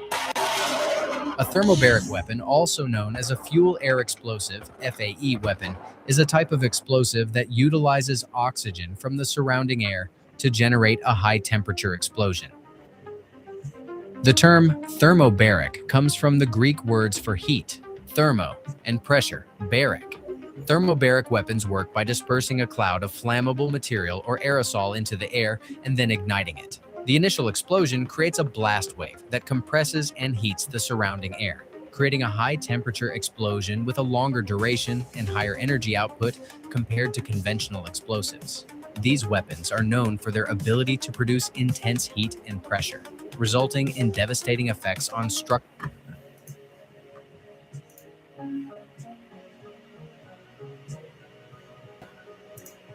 Yeah. Yeah, so Danny Piert of the Killchoir Project. I'm now being strongly encouraged to make this a two-parter. Yeah, they're like, don't go too much longer than 3 hours, Mr Tapscott. Okay. Let's have another cup of coffee. Yeah. Yeah, all right, we'll make it a two-parter. Yeah, so Danny Piert, my ex-girlfriend Nat, the fucking Polish Catholic Nazi, was in open talks with Danny to have me assassinated. Yeah. She was also in open. How many people was that Ali actually talking to about having me killed? 3 or 4. Yeah. Yama. She was like, get Yama to do it. Get Sarah to do it. She was going to do it herself, and she's going to get Danny to do it. And her brother as well. Yeah. And her parents basically sanctioned it. They said, like, yeah, kill him. Yeah. I don't work for you, you fucking Polish spastic dogs. I hope you fucking, where are you now? Dead. Yeah, fuck you. You're in hell. Yeah. Your fucking daughter wasn't good enough. And fuck you. It's her fault. Fuck you. I wish she was still alive. I was fucking smash the shit out of you, fucking spastics. Anyway.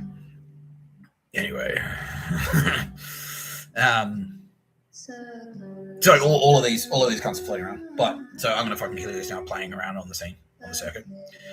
And as such, we're getting the buzz. The buzz is there. We're the buzz meters. And Russell is getting fucking, like, there's so much, yeah. He's going in fucking all types of different directions. Because on the one hand, he's getting more and more punk, which is awesome. But on the other hand, he's getting more and more self-destructive, which is bad. And he's just like every character trait that he had just went to the extreme. Yeah. So jealous rivalry with me to the extreme. Push back against fucking nerds trying to suppress him to the extreme. And that part was great. I'm just like, bro, you just focus. Like, you're yelling at your friends. Like, you know, surely you want your drummer to be safe and comfortable so you can play gigs. Right.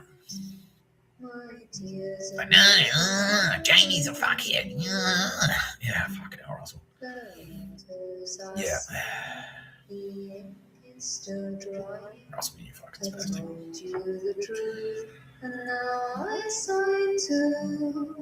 Yeah, so it was in that period. That was when he did that thing at Sugar. He also went around the streets, spray paint with black paint, and painted, I'm going to fucking kill you all around the streets of Adelaide on all the walls, pubs. And, like, he got in heaps of trouble. Like, and that's when the government went, like, who is this loose fucking unit psycho? They looked into it and went, like, nah.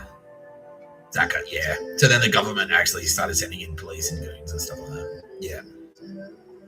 I'm just there trying to keep the band together. It's like, fucking hell. And every time Russell realizes that like my booking is actually being effective, and so he's like, "Oh, I gotta try and hold it down." Like, well, bruh, like, don't you want to like? You said you wanted to be in a band, right? He's like, "Yeah, this band is what I do." Like, right. So, do you want to play like? You don't want to play shows because you have to play shows. Like, no, fucking hell, how come Jamie don't fucking play golf? And then he starts getting looser and looser. And every gig, without fail, I'll get a phone call from Russell about 24 hours before. So I'm not playing. I'm not playing tonight. I'm not playing. Like, why not? Why? It's like, because last night, Dave and Jamie, I found out they played golf and they didn't invite me. I'm like, well, fucking. And then he wanted to have an hour. But he was just being a princess, basically. He was being a diva. Yeah. And then because he's an ego, he has just absolutely fucking exploded. Meanwhile, the band is actually going fucking gangbusters. We're selling out. We sold out Rocket Bar. We sold out every venue that we played in Adelaide. We sold it out. We sold out fucking. Was the Pizza Hut, the Lizard Lounge? Yeah, that's it. There was an old Pizza Hut they converted into a venue. We sold that out. We sold out the Exeter a couple of times. Sold out the Crown and Necker a couple of times. Sold out Rocket Bar a couple of times. Yeah, it's fucking sick. We blew up with Grace Darling. But just that little bit of ego went straight to fucking Schmuzzle's head. And so he's ramping up. And the looser he gets, the more of a reputation he gets. And the more of a reputation he gets, the more people are coming out of the woodwork to try to clamp him down. The more people are trying to clamp him down, the fucking looser he gets. And it's just like this endless spiral where he's just basically at war with everyone. Fuck you. And he goes from being like the Russell bail up. Yeah, that's it. He goes from being like, oh yeah, fucking hey, to being your mate, to like, oh, what's your fucking problem? Yeah, fuck you. Like having back dudes into the wall. Like, fuck you. Oh, fuck you. He was definitely more bark than bite. Yeah, he was definitely more bark than bite. All right, now Sarah from the Roosevelt, represented here at this moment as this black torch. It's like, I'm not completely, I'm not the innocent schoolgirl sitting in the corner either. Yeah, because I'm a loose unit. I'd fucking, you see me. I drink. I'm a loose unit too. I'm a bit of a fucking loose cunt. I get smashed. I get wasted. I'm a little bit egotistical, but not too bad. Yeah. No, yeah. Kitty Khan is saying she was very impressed because I kept my feet grounded. I was kept grounded. Yeah. Yeah. And they were heaping so much pressure on me, and I was like, not fucking snapping. Yeah. Yeah. Russell, yeah, is a cutter. Okay, no, Sarah's saying that. Tell this story first. It's sick. Yeah. So when two dudes meet each other, they start sort of like testing each other out. And one of the things that Russell did, like, I was drinking at his place, and I was quite drunk. And he like went, we were talking about something. I was like, yeah, blah, blah, blah. And Justin was there. And Justin fucking hated me just because I'm me. Yeah. Because that's right, we recorded after the demo. So Justin mixed our demo. And he was just like, who's this cunt? Fuck you. Yeah, and he fucking hated me. Yeah. And then, yeah, he's like, who's this pretentious wanker? Yeah, basically. Yeah, that was it. Yeah. Who's this pretentious wanker? This asshole. Yeah, that's it. Yeah. I'll wear a different t-shirt to you, bro. But who cares? Like, it's like, you think, it's what I was saying before. It's like, yeah, in the Crown and Anchor scene, I'm a pretentious wanker. In the fucking pretentious wanker scene, I'm a fucking metal bogan. I can't win. I'm trying to do one of each. Everyone hates me, basically. Yeah. So we're drinking at Russell's place, and it was a party, and Justin was there, and he was standing on the balcony watching it. Like, we were all standing on Russell's balcony at the Smacking Flats. And Russell goes like, I don't know. He's like, oh, fuck you. Well, fuck you. And so he like punches me in the arm. And I'll punch him in the arm back. And he's like, and it's like the standoff thing. He's like, should I escalate it? And he's like bang, slaps me in the ear. You hit me in the fucking ear. And before I knew it, I was just like, and I had it like, because he was standing in front of like a chair. And I like went, yeah, and I'm like, and yeah, Sarah from the Roosevelt saw it. Like the space goes, because she's like, who's this Tapscott character? He's got some stones on him. Yeah, so God King Xerxes. keeping an eye on things. And yeah, because like bang, he hit me in the air. I'm like, and it like getting hit in the head or in the ear, like it flips a switch in my brain, and I just like the red mist. This is the red mist. And before I knew it, I'd gone like body shot, like bang, and then body shot him. So like doubled it like right in the fucking solar plexus. And as he went down to clutch his guts, I came up with this part, like under the, like I had him under there. So I was like, God, yeah. So I was like, and pushed him up and back. So like it was my forearm was like up straight under his chin, and like pushed him up and back, and he was like straight through the chair. The chair just like smashed, and then I had him on the fucking ground, like pinned him under my forearm. I'm like, oh fuck you. He's like, get off me. I'm like, oh fucking how the fuck did I do that? Yeah. And Justin apparently saw it. He was there drinking. He's like, ah. Fuck. Yeah, because he was like, oh, I can kick this guy's ass. And then he saw that, and he's like, oh shit, oh, guess we're ruling that one out.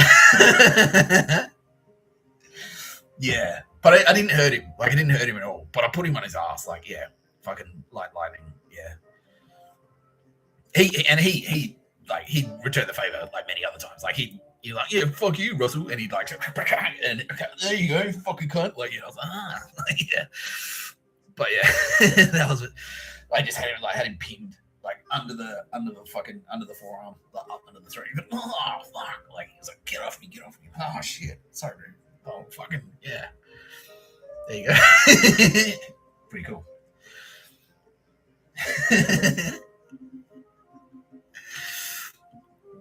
Yeah. Fucking crazy days. Yeah. All right. Everyone's saying I should wrap it up right here. Yeah, because it's like nearly 9 o'clock. Yeah, we've gone for 3 hours.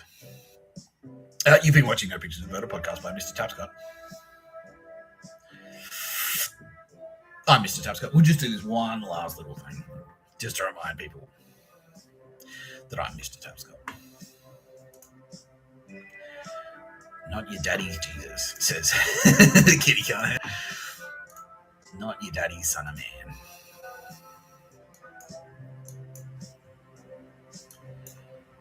Why there's a line indication of blue, silhouetted for night, still never know there, never gonna be there again.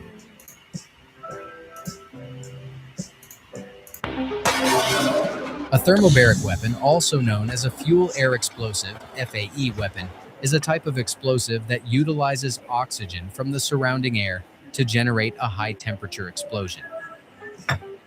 The term thermobaric comes from the Greek words for heat, thermo, and pressure, baric.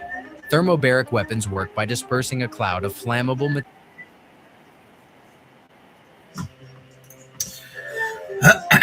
You've been watching No Pictures of Murder podcast by Mr Tapscott. I'm Mr Tapscott. Until next time, part 2 of I'm Gonna Fucking Kill You.